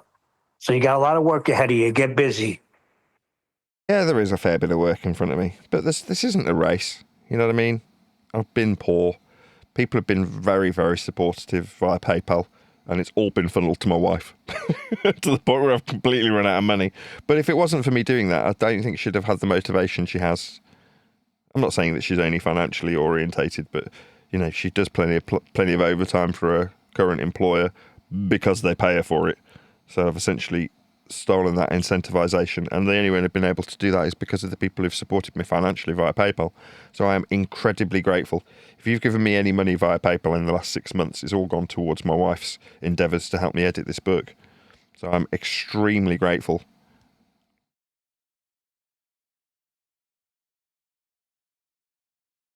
Yeah, it's nearly done. Very exciting. I like that short you released. I think you just mirrored it of the "you exist out here because of me" thing. Yeah. Pesci. I've seen that a little bit earlier. It's kind of hard not to laugh. I mean, really, as far as the entire topic goes, you kind of get a feeling like that when you're on the roof in your towel. You know, you kind of start looking back. Unfortunately, it gets buried alive in the desert. But anyway, that part is good. Which character gets buried alive in the desert? The Robert De Niro or the Joe Pesci character? It's Joe Pesci, isn't it? Yeah, gets hit with baseball bats. Too. Him and his brother, his brother, half dead, still alive, buried. Frankie is still alive. He's still breathing. Yeah, it's Casino, right? Yeah. That's correct. Today's show number, just making a thumbnail with the Artemis rocket on it. 2518, is that correct? 2518 live. Yes. Jolly good, jolly good. Is Artemis the rocket that the anti-flat earthers are going to fire up to do something? It's already gone up. It's gone up and around the moon, allegedly. Artemis 2 has already been launched, John. I would love to see the calculations for that launch. That's the first thing I covered when I saw a clip on Shorts. I was like, top right hand corner, it's giving the height in miles. You're like, that's off sea level. It's right there. So unless they're showing you anything other than a flat plane from that rocket, it's a bunch of nonsense. Yeah, it's just pandering to the congregation. Yeah, because you said you got a height, right? They tell you the height they went off sea level. That's what the trajectory is, right? Yep. So to get that height, Earth must be flat. Yeah, to plan the trajectory. There's a reason the telemetry data will never be surfacing for the original moon mission. It's like you don't have to look very long to see a ballistic trajectory of the rocket and go, hang on a second, this is all calculated off a flat plane. Interesting, huh? It's in hidden figures, you know? You gotta keep them figures hidden. Well, it's the same thing why we were taught freaking geometry and social studies. I mean, in science, right? It should have been taught. And Well, no, I actually did learn it in social studies, but there should have been a separate class for geometry. Instead, they buried it in science. Put it in a category error to confuse people. Yep. Absolutely. Hijack science and claim geometry within science when it's a false geometry. Then teach the geometry of the flat earth measurements that are required for their pseudoscience taught in science that isn't science. So you know how earth must be measured flat. You learned it in geography or social studies for you guys at a lower level in whatever school system in the States has. But ultimately, you need to know how the earth actually gets measured. You need to know what horizontal is. You need to know what eye level is. You need to know what parallel and perpendicular mean. But when it comes to the earth being a sphere, you can just take it into Narnia. Take it into La La Land. Bunch of geography deniers. Yeah, that's what they are. The heliocentrists are geography deniers. They want to utilize the flat earth measurements. They just don't want them mentioned. So wait, you're telling me, hold on, because I know I put this together before, but it's hitting me again. When this first became a thing, let's say this flat earth debate, they were calling us science deniers, when in actuality, they were geography deniers. Yes. Isn't that something? Yeah. And calling us science deniers just highlighted their ineptitude when it came to science and the scientific method, because they are in a category error. So not only are we not denying science, their claim that we are is in a category error. It's not science. It's geography. And we're not denying anything. It's measured flat. Right. So in their claims of us being science deniers, they had no clue what science is in the first place. Correct. But with that, I'm going to say if you are watching this on in either Nathan Oakley 1980 or Nathan Oakley Premiering streams, then stay tuned as there will be an after show to follow.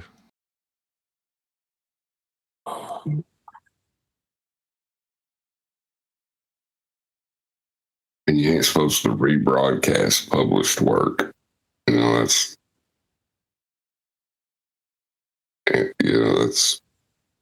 messed up. It's like you're cutting Nathan out of views, though. That's right. It's dirty. It's dirty, grimy. There's a lot of people pulling grimy shit lately.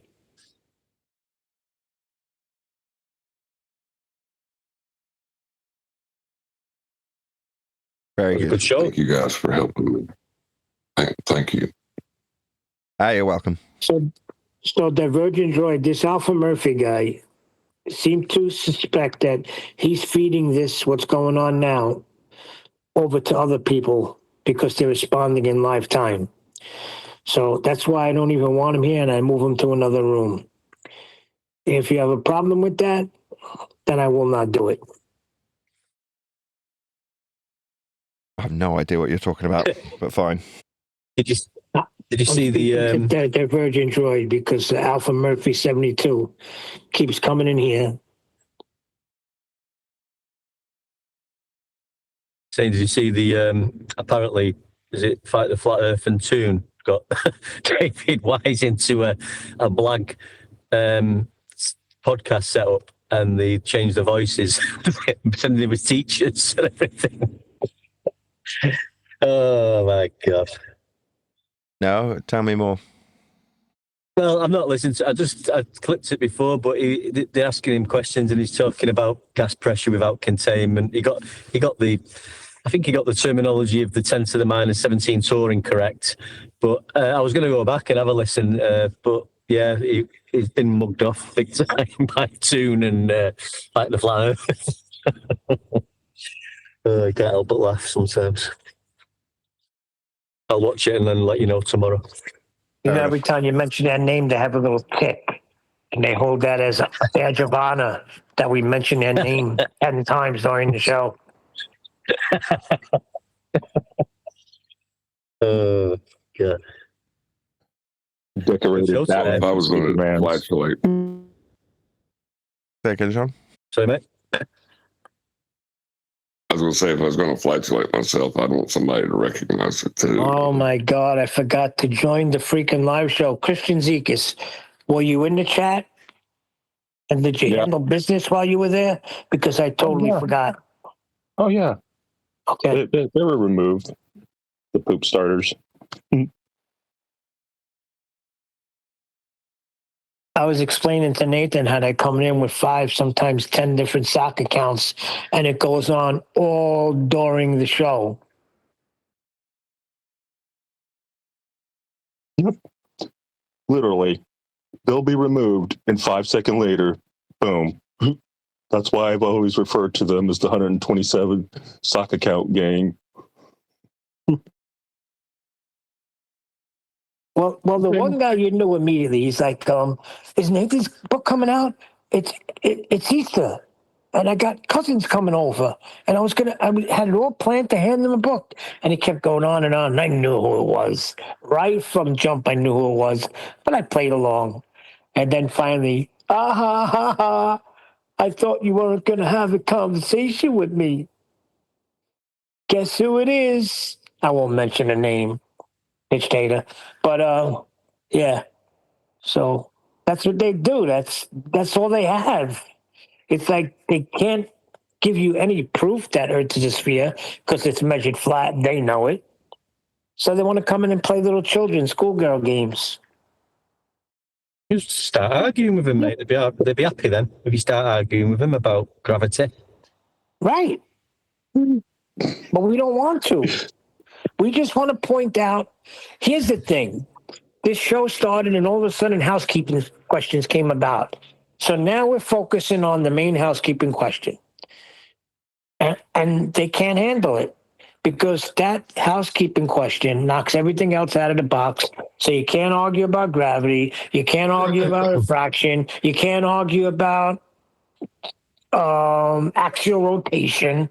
Can't argue about molten iron core because we're telling you that with this final housekeeping question, how does it go again? Does anybody recall it? How does the final housekeeping question? Any evidence of the Earth being measured, anything else but flat. That's correct. And the answer to that is no. So we've ended their whole existence on YouTube. Yep. But it like I said in the show, it's a good place. People need to understand this is a good place to be instead of maybe trying to fight it and not wanting to go there because you're thinking there's because a lot of the flat earthers still want to argue. They want the argument too, a lot of them. So, but it does take a little bit of time to realise that this is just much more simpler and easier and more relaxed. You know what I mean?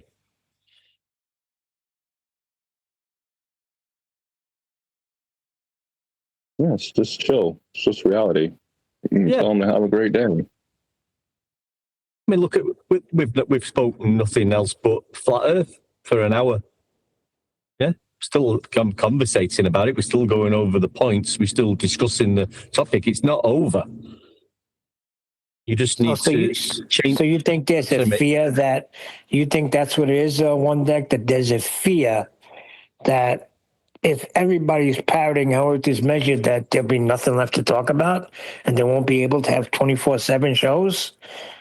I think that's what it is. Yeah, I think some of the flat earthers, because they've been doing it for so long, that's what they've become used to, going into these servers and shouting and screaming and lording over themselves and others. Sniffing their own farts, as Nathan says, talking about gravity, the distance to a non-physical horizon, and all that palaver, where you can just, point out it's measured flat. We've got sea level, which is the 0 degree baseline for all elevation profiles across Earth. And that's where all the measurements are established from in the first instance. So, and once you know that, then you're on a different level. Literally. I think we should change the fart sniffers to stop patting yourself on the back because it is kind of like, I don't know. I don't like the terminology. And I'm not calling Jim, I like Jim, but Jim was like that. Jim was like, he couldn't slide over, could he? He couldn't just jump on But you can, he will, they will, because this is the way it's going. This is the way it has to go now. We're just in front of everybody, leading the way. No, I heard him the other day saying how important this message is, how we got to get it out to all the world, and we're changing everything. And once we do that, then there's going to be a changing government. And then that's why 8 King gets his, everybody has property. Everybody will be able to grow vegetation, have livestock, and everything will be a beautiful world. That's like they want to be a farmer. Just become a farmer. It's really easy. Yeah. Hey, listen, Owen Benjamin did it, right? I don't know if he's a farmer, but he pulled away from, he went off grid. Hey, can you call it going off grid what he did? Yeah, I would say so to a certain degree. I mean, with anybody who does that, to a certain extent, they always have to put on their straw man coat. There's always a certain element of an interaction with society that requires you engage with that type of philosophy. Now, the people who get highlighted are your free man on the land types that have got more of a foot in the normal society but want the rules of the free man to apply to them while they wear their straw man coat the whole time. Whereas the people who don't get a great deal of highlighting are the travellers that actually live that way of life. The only thing you'll ever hear about the travellers is that they're bad. That's all you'll hear. But you're like, well, those are the people that are actually exercising that way of life off grid for the most part. Now, don't get me wrong, whenever they step out of line and step into a world that they don't belong because it's claimed to be owned by someone else, then you hear about how evil and bad they are. But for the most part, they're just getting on with their free man on the land style of life successfully without intervention from people who they don't want it interfering with. But that's because they keep themselves separate. You only hear about the unfortunate sovereign citizens because they're trying to have those rules apply to them while still engaging with societal structures. And you can't have it both ways. You can either be demonized as a traveller and get called a pikey, or you can be a sovereign citizen and be laughed at on YouTube when you fail in court.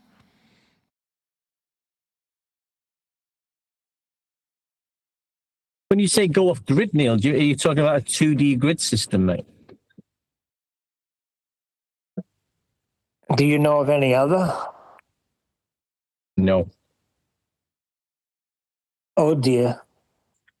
I think I said it. What made me laugh about one of the astronauts was when he gave the speech about how grateful to the creator he was for creating such a wonderful globe Earth.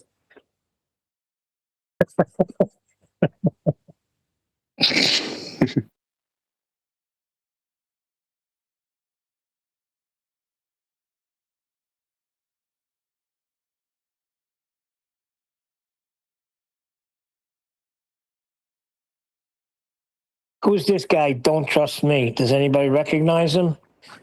And Don't trust him. his name is Don't Trust Me. You want to pop off mute and say hello to us? Yeah, come on, don't trust me. Trust us.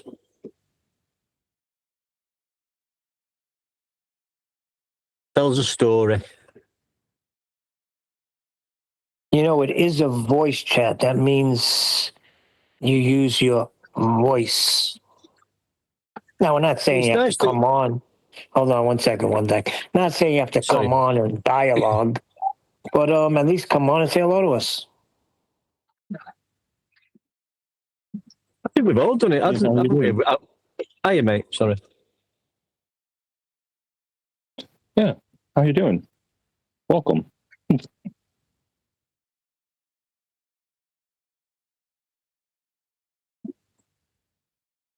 They must be shy. I think I remember doing it when I found Discord. I'm sure you sort of say hello, you introduce yourself, how did you what side of the fence are you on type of thing, and how did you find us, and where are you at with your journey type of thing. It's just interesting stuff because we're all been on the journey. Oh, I piped right up. I said, hello, can you hear me? Is this the legend? Not like you, It's the one and only. What was wrong with me? But it's true because there was nobody like speaking the way Nathan was speaking.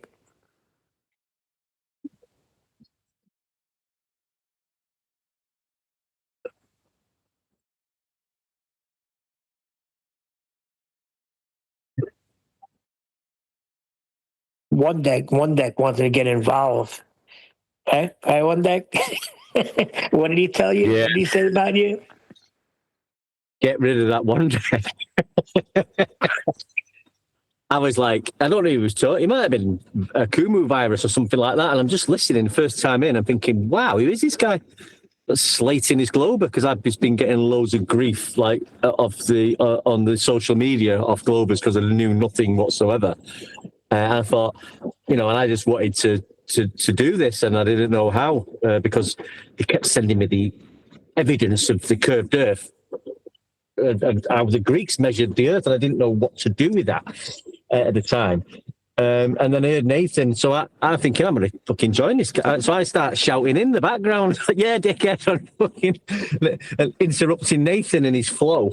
And it was like, get rid of this in one deck. So they booted me out. That's classic. That was my first time on. Same old FED bad. First time on and kicked off. Well, what was happening was everywhere I went, to me, the Globers had the upper hand, right? They would always have that one thing that you didn't know about. And it seemed like when I discovered the flat earth debate, like, these guys got the upper hand. Like, they're not getting pushed around by Globers. They're the ones in authority. So that's why I hung out here. But back then, I can't remember everything. But you was getting the Globers were getting one over on you by asking you to explain this sunset, and the moon and anything else that's got nothing to do with the measurement of Earth, which you'd spend hours trying to research and come up with some logical explanation about the sun's movement in the sky, and just waste hours and hours not even discussing the geometry of the Earth. Yeah, what used to stump me was the 3 positions on Earth, and they don't come out to 180 degrees. Therefore, Earth's a globe.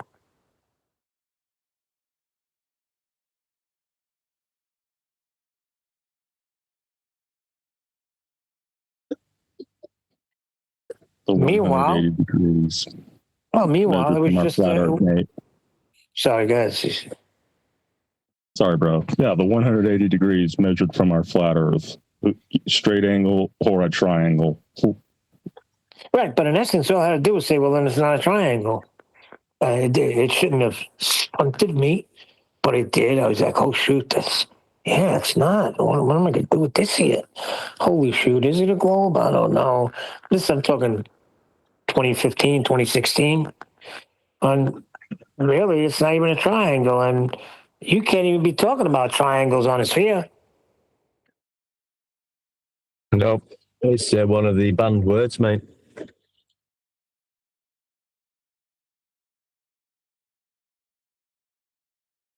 One of the 30 words.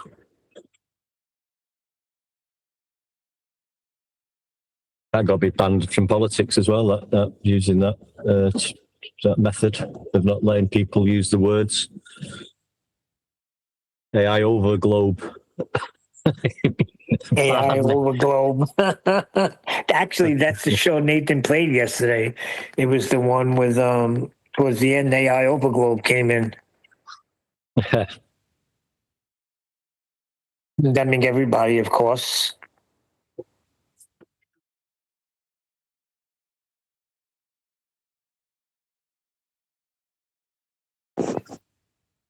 Yeah, I remember. And how we've missed our opportunity to spread the word of flat Earth.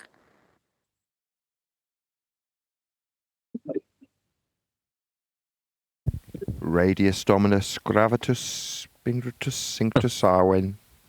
Go in peace, in our we trust. That's old school there. Beautiful.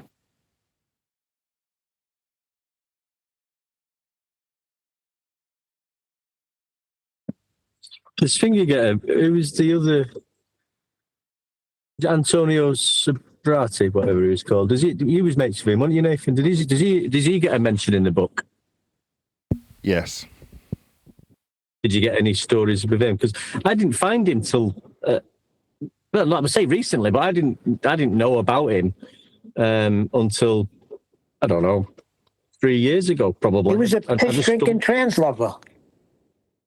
Yeah, but I mean, he did seem to.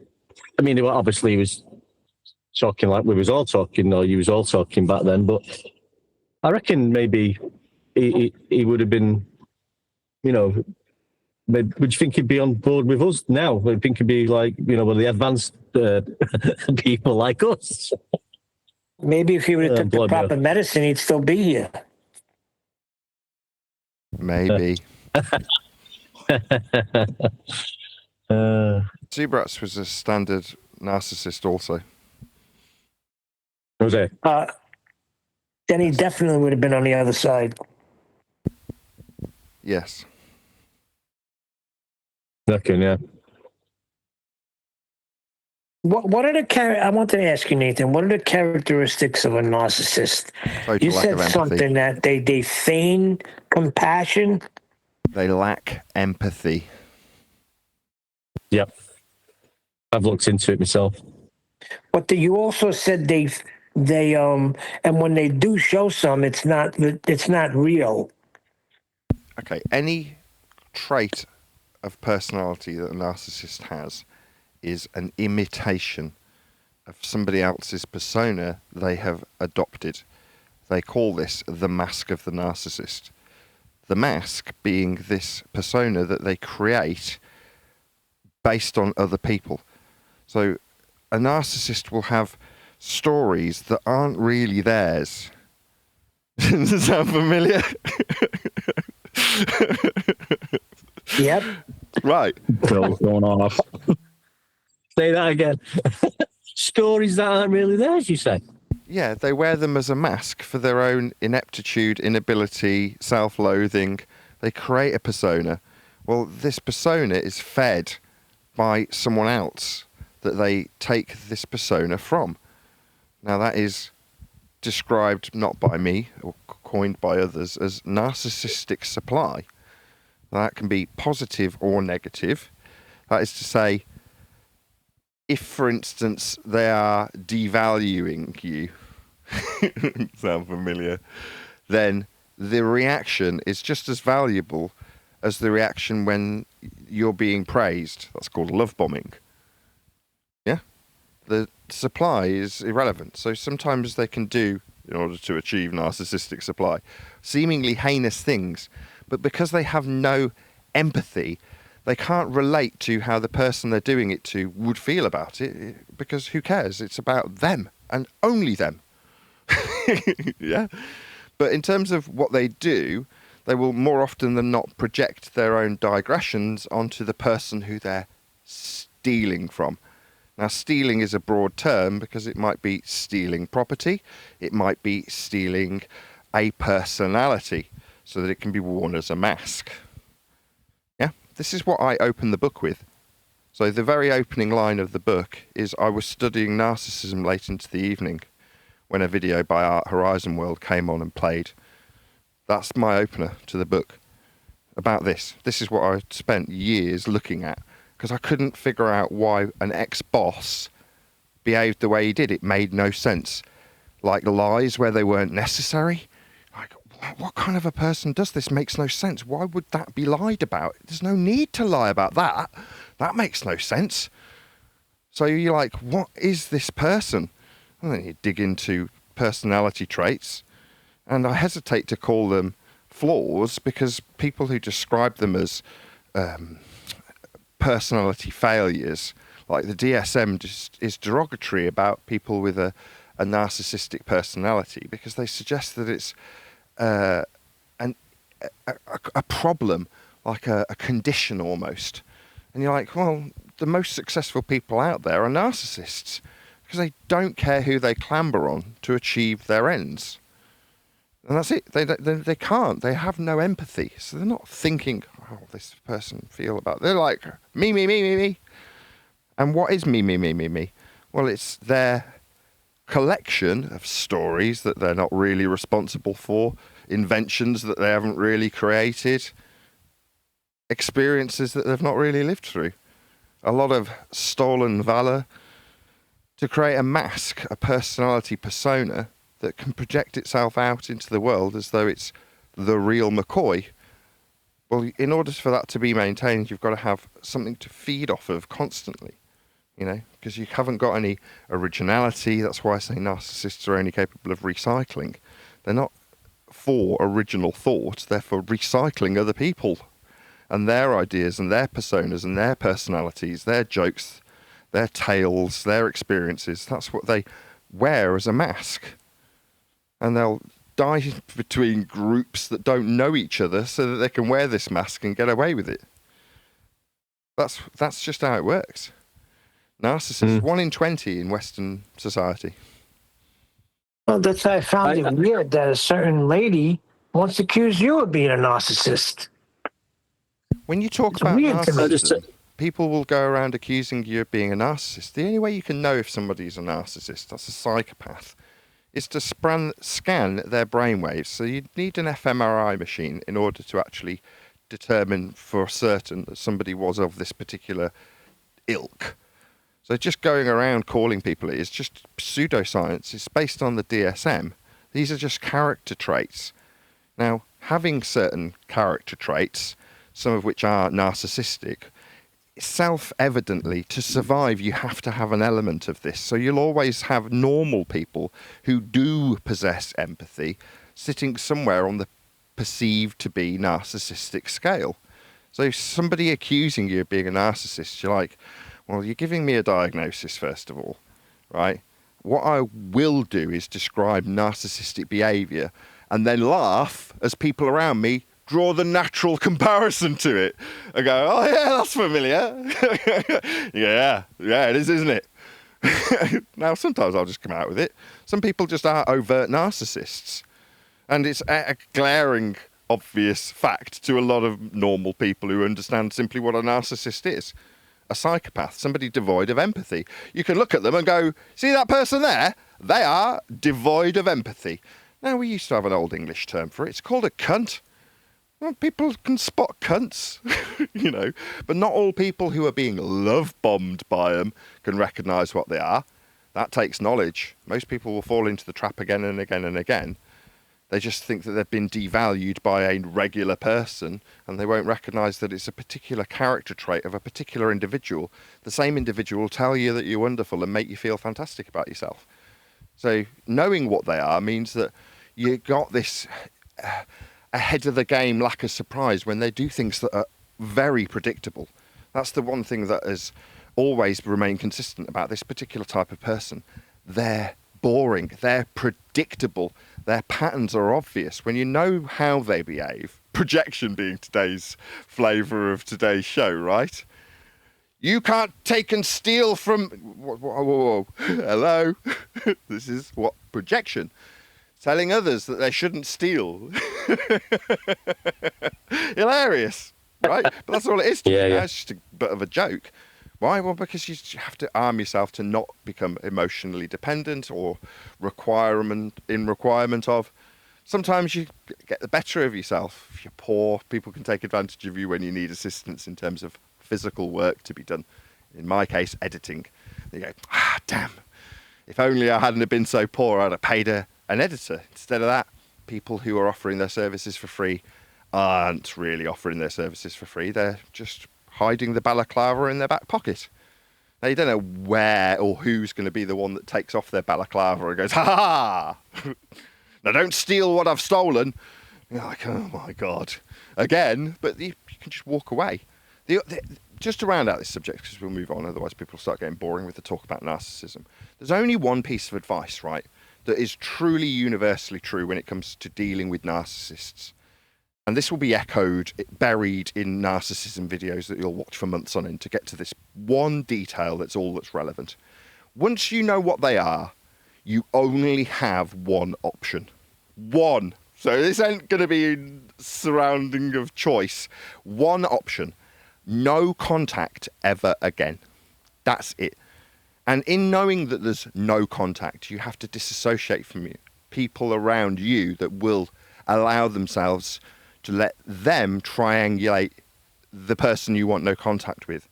In this case, today's example would be Neil, right? Now, he means the best, but he's affording himself a position of triangulation, which I'm sure we are all familiar with as a terminology, right? 3 points on a triangle, yeah?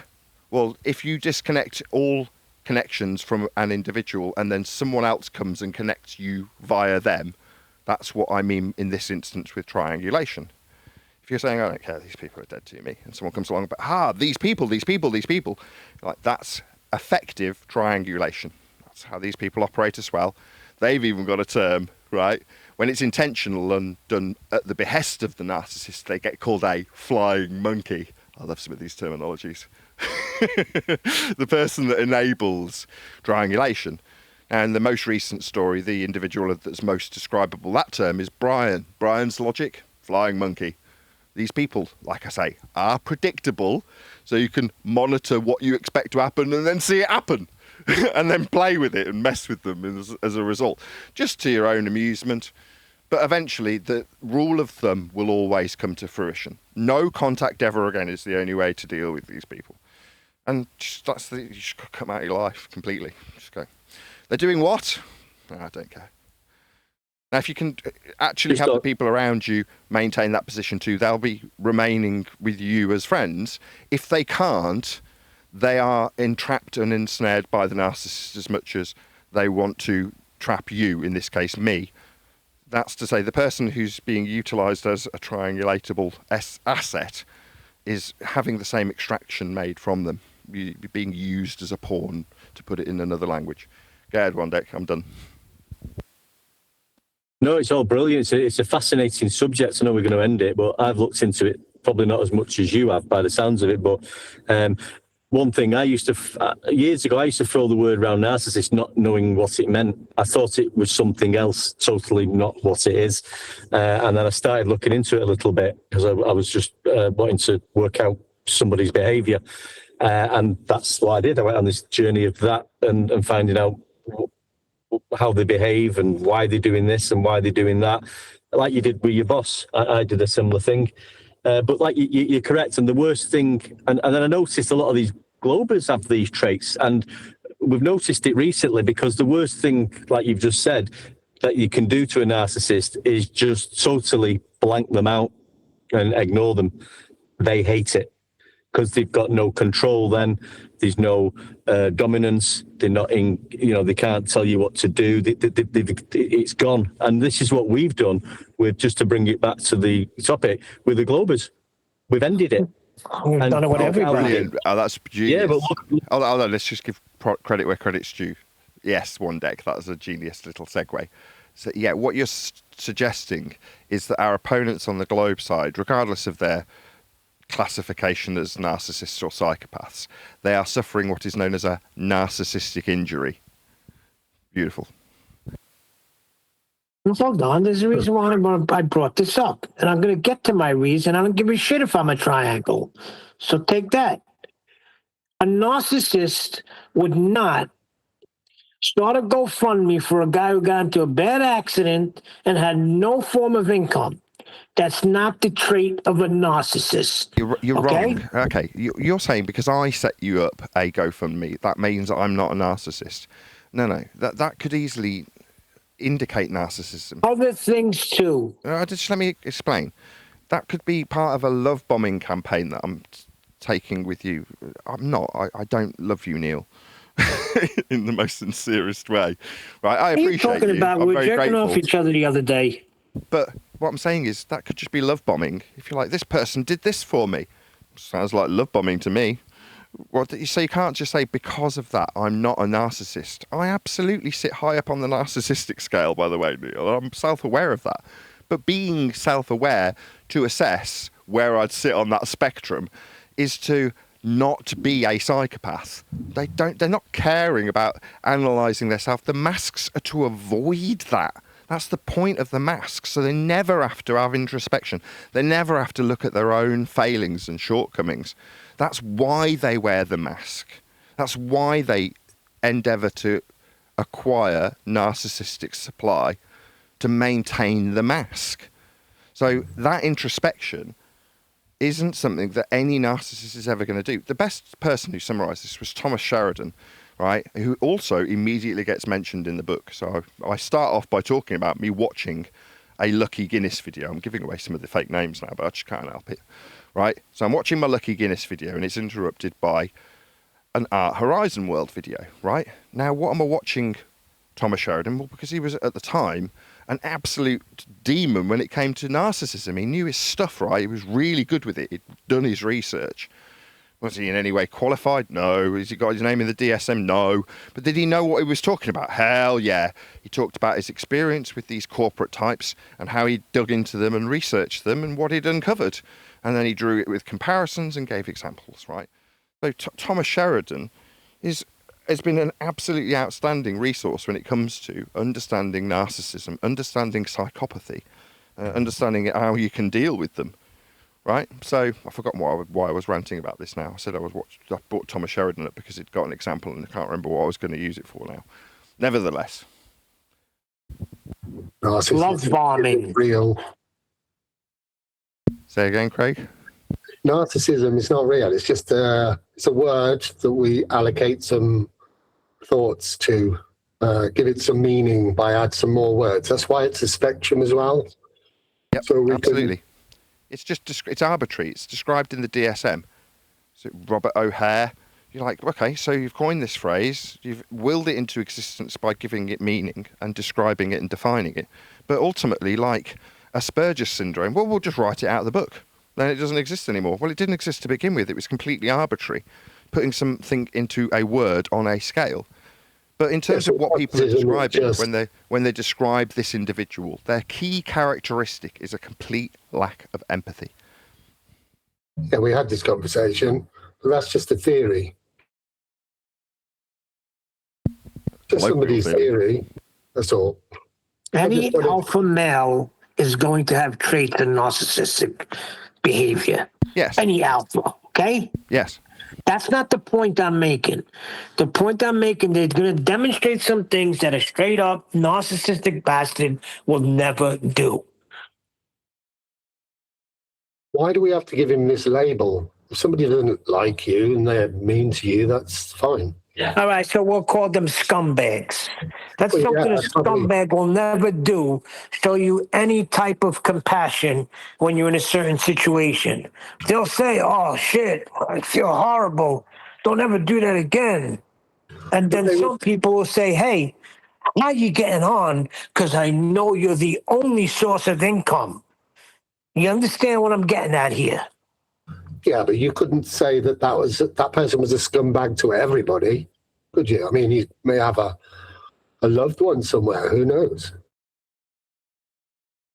But you consider him a scumbag the way he treated you. No, not just me. That's just one. I'm comparing, that's why, because it was brought to my attention. So I did a little comparison on which one of these cats is the narcissist.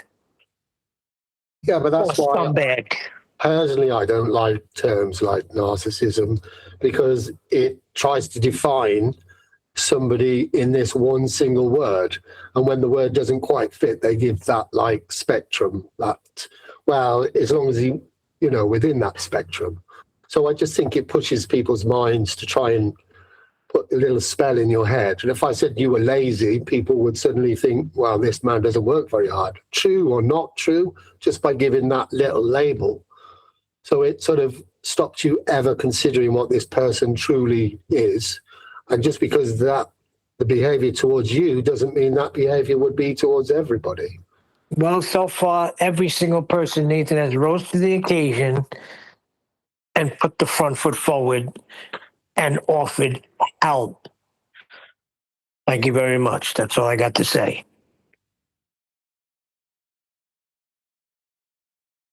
It's not your book. Your book. It's, I mean, yeah, the book, as Nathan said earlier, as far as other people, good luck to them. I don't like the underhand tactics of people when they would rather see you fail by trying to interrupt the efforts that you make. That to me is not fair. But yeah, apart from that, get on with it. Do what you want. I give you a little, for instance. You and I had a little thing, but I would never let that little thing put me to the point where, how can I phrase this? I know you helped Nathan out. So if I got to bite the bullet, I'll bite the bullet in the little dispute we have. You understand what I'm getting at, Craig? Yeah, And I happen to like you, so I wouldn't let that get in the way. But people are different. And that's when, I know why we fall out, because I ask too many questions about things that you have great faith in. Personally, I don't have the same faith in those things, so we don't see eye to eye on. But that's what makes the world go round. People, right? But I wouldn't hold a grudge and continue treating you like dirt or have an issue with you, because I know you helped Nathan in a lot of ways and save him money. So I'm going to bite the bullet, and I do like you. I understand where you're coming from, but that's not the case with all people. You can have a dispute about viruses, and then all of a sudden nobody cares that, hey, this guy helps Nathan out. Step back a little bit, No, that's not the case. So that's a narcissist to me. I know you hate the word, but all right, that's a scumbag to me. But how we categorize things is done in a way so that you can comprehend a certain behaviour. And in this case, when you describe how somebody classified as a narcissist behaves, if the shoe fits, it just makes it an easier explanation. Now, that's not to say that when somebody's giving you or offering you their opinion about another, that's all it is. It's like I said earlier, unless you've done an fMRI scan on somebody to see that their brain waves are literally different to our normal, regular, run-of-the-mill normie, that might be a bit of a scumbag, as Neil puts it occasionally. But you can still call a spade a spade. So Chase Hughes was talking about this the other day when he was describing a couple of recruits who were moaning about one of their compadres being a liar. And they're like, the captain says, well, of course. What do you mean, of course? So, well, that's what he is. He's a liar. Why would you expect him to do anything else? You can't be angry at me and tell me to do something about it. He's a liar. So just expect what liars do, and, why are you getting in my face telling me I need to stop him lying? That's a liar right there. You're like, okay. Now, for me, you can say, oh, you're wrong about your label. Well, you can find out to your own peril if you disagree. But having identified a narcissist, the only thing that you can do is get out of their company quickly. Now, you can relabel it scumbag, you can relabel it liar, but once you've identified the character traits, you go, well, do you want to be around that person? It's like I've been saying, they just become a long list of so-called enemies that you don't want to care about once you finish the show. So by comparison, when I go, I don't care about you, once I've finished talking about you on my show because I'm reacting to somebody bringing you up, I genuinely have no concern about what you do. MC Toon is the perfect example of this. Like, he assumes that somebody's living rent-free in his head because we're covering a video that's got him in it and we're discussing him personally. But once the show's ended, I'm not thinking about MC Toon anymore. He's inconsequential to me in my life, so I don't give him a second thought. Meanwhile, I occupy his every waking moment, living completely rent-free in his head. But one person is deeply concerned about something. It doesn't matter that it's a person, but something, and the other isn't. That's all it boils down to. And the only way you can carry on that feeling is to cut that person completely out of your life. Now, for me, that's difficult when it comes to people who are reacting in real time to things that have been stolen from me, reappropriated, recycled, whatever. And obviously, I'm going to offer my reaction. I'm producing YouTube content. That's me and my life on my channel, and obviously I'm going to offer my reaction. But then the same thing applies. Like, I don't care about you once the show ends. And people have asked me about you, so obviously I'm going to talk about you for 5 seconds. Those people out there like, you mentioned me 20 times. Yeah, you were the subject of today's show. Once it finished, though, I can't even remember your name. Like, I don't care. It's inconsequential to me once the show finishes. Yeah, well, we did cut them out, but then they pulled another scumbag move, so it freaking reopens the wound, Nathan. I'm sure you're Hilarious. calloused. Nah, their attempts to draw out reaction, draw blood as your comparison brings for it, is fruitless if you don't care. Oh, that's interesting. Oh, you're another author then. Good luck to you. Like me with Dan. Oh, I might say you're a successful YouTuber. Oh, I hope I can emulate that. Good for you. What's that? No, I'm not thinking about you after the show finishes. I'm only talking about you because somebody asked me about you. Beyond that, I don't even know your name. What's your real name? Anybody know? I don't care. Am I asking for Dan's real name? I couldn't give a shit. I don't know what his real name is. I don't care. I'm making up fake names for him, so I don't have to acknowledge him in the slightest. You know, I don't want to depress the innocent bystanders to this awful fact that we measure Earth flat. You know, their involvement in that is inconsequential and therefore can have their names changed. It's only unfortunate where there are certain people who deserve a certain degree of acknowledgement. Neil, you'd be one of them. You're in the book. You're getting praised for your pointing out that conspiracy paths lead to a flat Earth endeavour. So you can have a whole bunch of conspiratards looking at this subject, talking about bleeding 9/11. All roads lead from conspiracy to flat Earth. Worthy of commendment. Very true. Because it answers a why. Why are we talking about Earth being not ball-shaped when the measurements are flat are right there in front of your face? Well, because it's mostly being dealt with by people who are conspiracy-minded. So they're going to focus on the conspiracy, not the maths. You don't want to get the people who are actually using the maths to survey Earth to talk about how Earth might not be as they've measured it that day. You get people who are interested in whether or not there are any planes flying into the Twin Towers to do it. Because they can talk about how it's all CGI on the ISS. How high is the ISS again? What, off a flat plane, sea level? That's the end of that discussion. They're all invested in fairy stories. If you think about it, they're all stories. And do you remember people used to consider, listen to those lyrics from a song, and then you try to figure out what he was trying to say in that song. But ultimately, only he knew what he meant. So when you create a story, if your name is Aesop and you create some nice stories, only you ultimately know the truth behind that story. So if you create a story about a globe living on a planet, then that's your story. Everybody else can theorize about it, but nobody would ever be true unless you were the person who created the story. Whereas when you talk about measurements, there isn't a story there, is there, to argument about? Nah, I don't No, know. I it's think just he a just thought measurement. he lived on a yellow submarine. I don't see the big deal. Yeah, I you could kind of argue, was it yellow or was it more peach? How long did he stay there for? What was the purpose of him living in there? All sorts of stories and theories.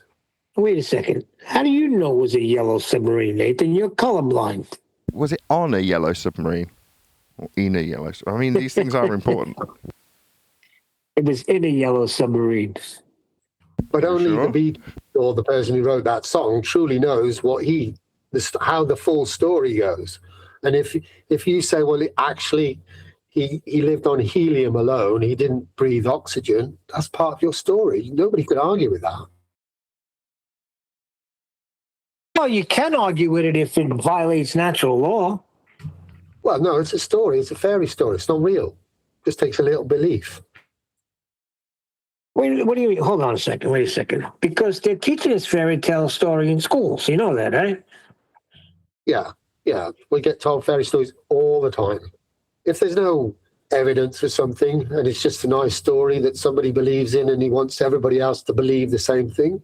Yeah, but they also teach you that 2 + 2 is 4 and how to read, how to write, and how to comprehend. Those I are just all looked it up. legit. There are definitely Russians living in a yellow submarine. It's all true. I just looked it up. It's right there on Wiki. I spoke to John Lennon just before the fatal day, and he said they weren't Russian. They were going quite gently, slowly. Yeah, they were Italian. People tell me that all the time. Stop rushing, stop rushing. I said, I'm not. I'm Italian.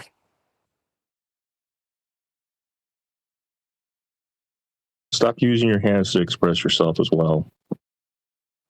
I'll try to let things not bother me anymore, Nathan. I don't want to be the triangle guy. I don't want to be that elevation angle guy like one deck. Be that triangle guy. It's facilitate triangulation with a narcissist. Whatever. The triangle was involved somewhere, I heard.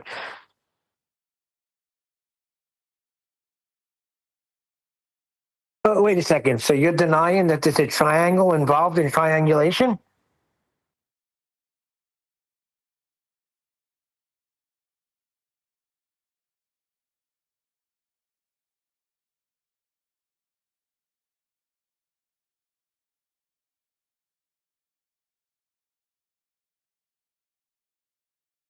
Yeah, nothing but crickets from that one now. That's all you'll get. Done some nice diagrams though with that picture with S1, S2, S3, the 3 triangles.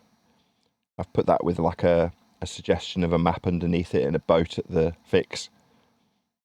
So it's just a nice diagrammatical example, but with the territory hinted at with a vague, washed out map underneath it. You know what I mean?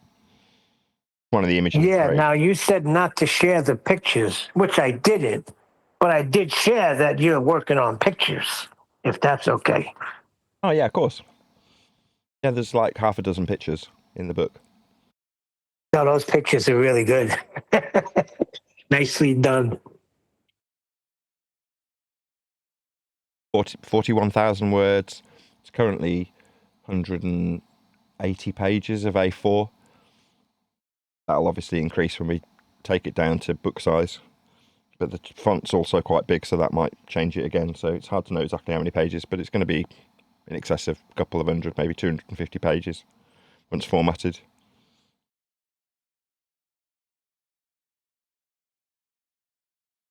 Very good. Very good. I'm tempted to say something, but I won't.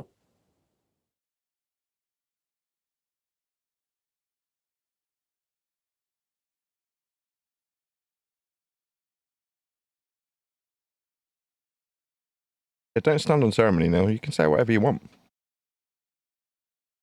Well, there's an anticipation, and there's a lot of people that are waiting on it. So I'm fully confident that when it's finally available, within the first hour, you're going to be very happy. As long as it continues, and we were speaking about it yesterday, that goes as far as it's being promoted. Because you know it's going to hit the community. There is a community, and they're going to eat it up. But you don't just want the community because you want to sell books. So it depends on how it's promoted with anything.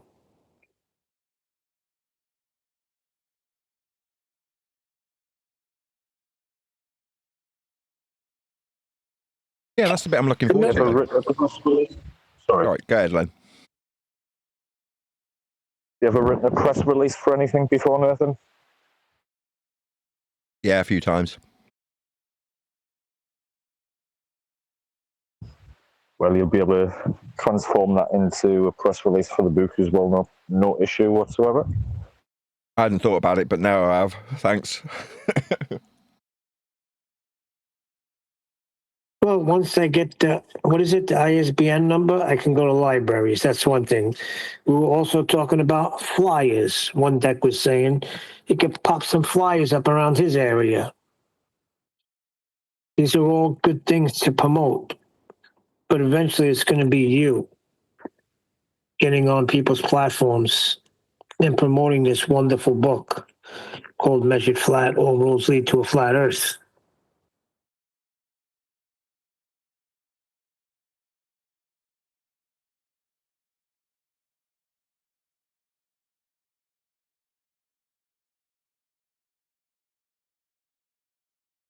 Yeah, and that will be the thing that actually rejuvenates this YouTube channel a little bit after a bit of a lull through the actual work itself to produce the book, to increase the velocity of growth on the channel. So you've got to kind of make a sacrifice to be in a position. You can just carry on doing the same thing continuously, but obviously I'd only see the slow growth that the channel's seen in its 10 years or 12 years of doing YouTubing on Flat Earth specifically. It's probably a 20-year-old channel now, but 15-year-old channel, 2008 I think, or 2006, I forget when I started it. Anyway, the point being that juicing the book means there's a little bit of a lull in my bank balance. But yeah, that'll hopefully resolve itself if people buy it. But it means I can actually go out on a tour for it, which means that obviously the channel receives more traffic as a result. It might be that people hear me talking about me flogging my book and they just come and look at the channel.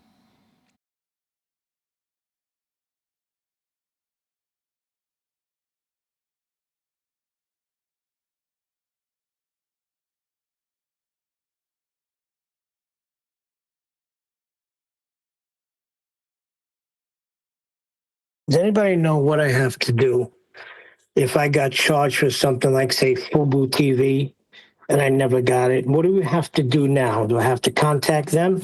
Contact the bank and do an indemnity claim. You have to contact them first, though, to say that you're going to be doing it. So you say, I haven't received this service, so I'm going to be doing an indemnity claim. You've charged me for a service I didn't receive. Okay.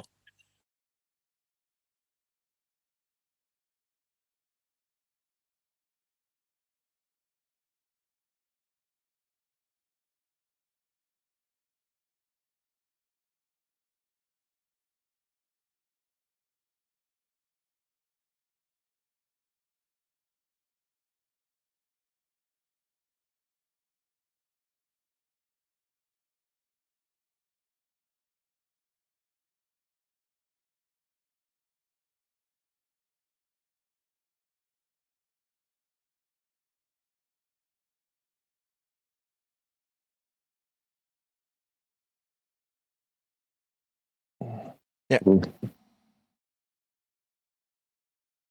I'll be glad when it's actually out there being promoted, though. I've got to be honest, I'm starting to get impatient. It's only been a day since the editing process of the 9th draft ended, and I'm already saying, I want to just put it out there. Like, no, it's got to settle on the bar for a minute or two.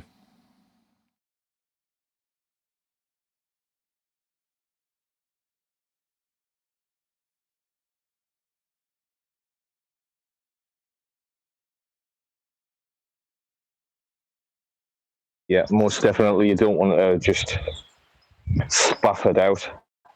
Like, I had a bit of time with CD release years ago, and to do all the press and whatnot, I had press releases written up a couple of months beforehand, but somehow didn't notice that the other guitarist in the band was playing something slightly out on the outro of this song. So I had a few months to sit on it, but still didn't notice that till it was already released. So hopefully you catch bits like that that will annoy you for the rest of your fucking life. I mean, I can make alterations after the fact. It's just nice to have it as good as you can perceivably get it. And the only way you do that is by, having a close look at it over and over again. I mean, what difference is this next read through compared to the first time we went through it and edited it? Well, nothing. It's just there'll hopefully be less edits made. And every time you do it, I call it going through the mill. It gets refined a little bit more each time. But, could I put it out tomorrow? Yeah, I could. But might there be that glaring guitar mistake on the outro of one of the chapters? Maybe.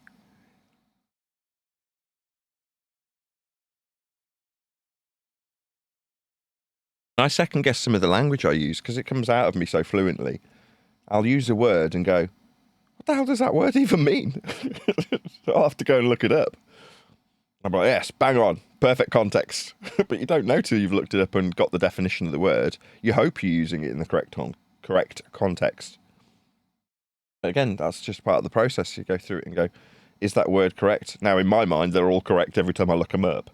But I'm sure there's been instances where you're like, the wrong word. Why am I using that word? Let's use a different word.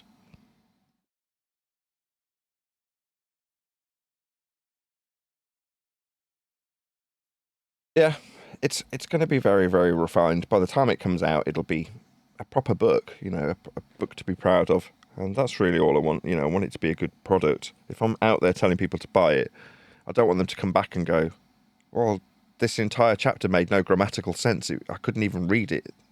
You're like, what? You're like, well, listen to this sentence. And you're like, oh, yeah, that's half a sentence. What I mean is, you're like, well, if it needs you, the author, to sit in front of me and tell you what in a piece of factual information you actually mean is, that's very bad. It needs to be absolutely crystal clear at the point of reading it.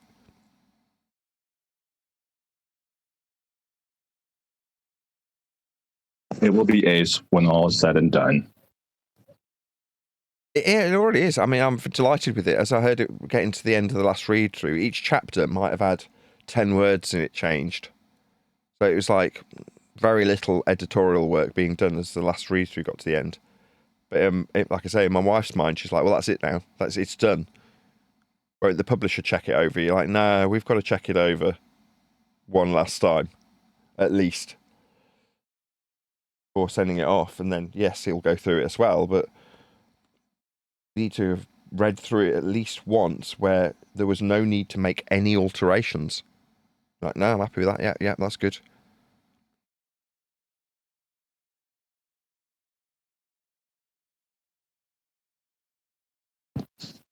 Yeah, you put a bow on it, and it's beautiful. Yeah. It's like the car's come through the factory, but a lot of people have touched it since it's been painted. Doesn't mean it's not good. Doesn't mean that the engine's not been well refined and designed. And it doesn't mean it's not situated in the body of the car well, or that the unibody design is bad.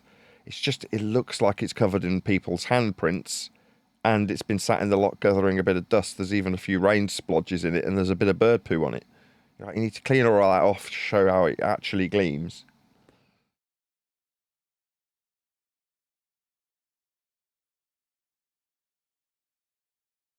Yeah, and then someone like myself details it, and it's just beautiful. Yeah, and I can say with confidence, prior to it coming out, you'll all be really happy with it. There's going to be loads. The only thing that will be disappointing were people who didn't make us get an anecdote, but I haven't got endless anecdotes. I've got some really good anecdotes. And if you're like, oh, but I had this anecdote about me, I was hoping I'd be in there. That was what 10th Man was kind of hoping would be avoided by never mentioning anybody. Just don't mention anybody by name. It's like, well, I want a halfway house where I will regale the audience, or the reader in this case, with stories that are quite salacious as the anecdotal in-between chapters, if you will, because that's what keeps people interested. The story of what did we talk about earlier? Transgender accusations between lovers when dying of cancer. You're like, that's salacious, and people will enjoy reading that shit. Now, by contrast, there's elements that I described to Neil as being a bit boring. When you're describing Copernican principles, it gets a bit tedious when you're describing measuring angles. Look at this on screen. Is this getting anybody wet? Not me. I've got to be honest. Now, people don't like that I say, well, that's a bit boring. I confess.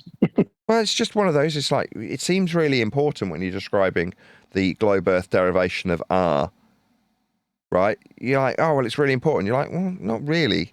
It is just an angle measurement. And yeah, I get it. You're saying because we thought the surface between Alexandria and Cyan was being affirmed to be curving, when in reality the base principle measurement requires Earth have a surface level. So it's really important. No, it's still just an angle measurement though, isn't it? Okay, yeah, we've got a surface level, but we're still just measuring angles. No offence, but measuring angles is not like making love to a beautiful blonde, is it? No. Right. But when I talk about how one of the group was sharing nude pictures of her pregnancy with me, and then a different member of the group was secretly whacking off to her on webcam without her knowing until he visually let her awareness level rise, let's just say. So, you know, those sorts of horrifying stories have been put to print because you're like, my God, this is a crazy community. You're like, yeah, and it's building up to me saying, yeah, that's how you get flat Earth to not be about flat Earth measurements.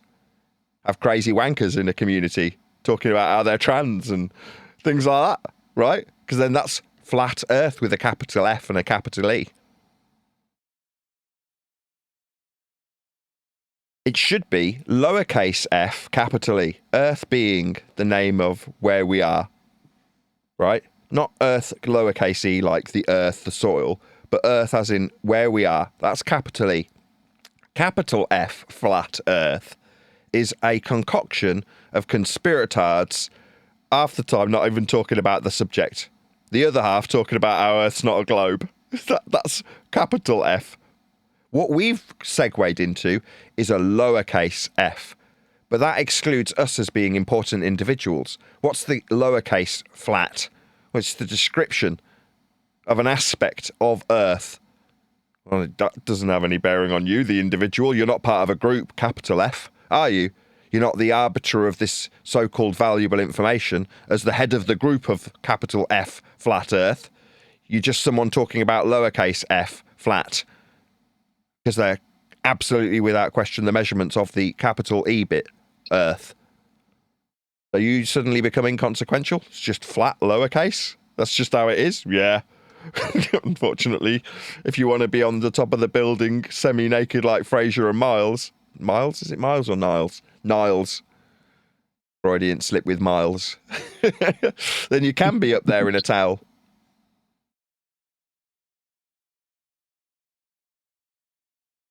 Right, I'm going to round out. Yeah.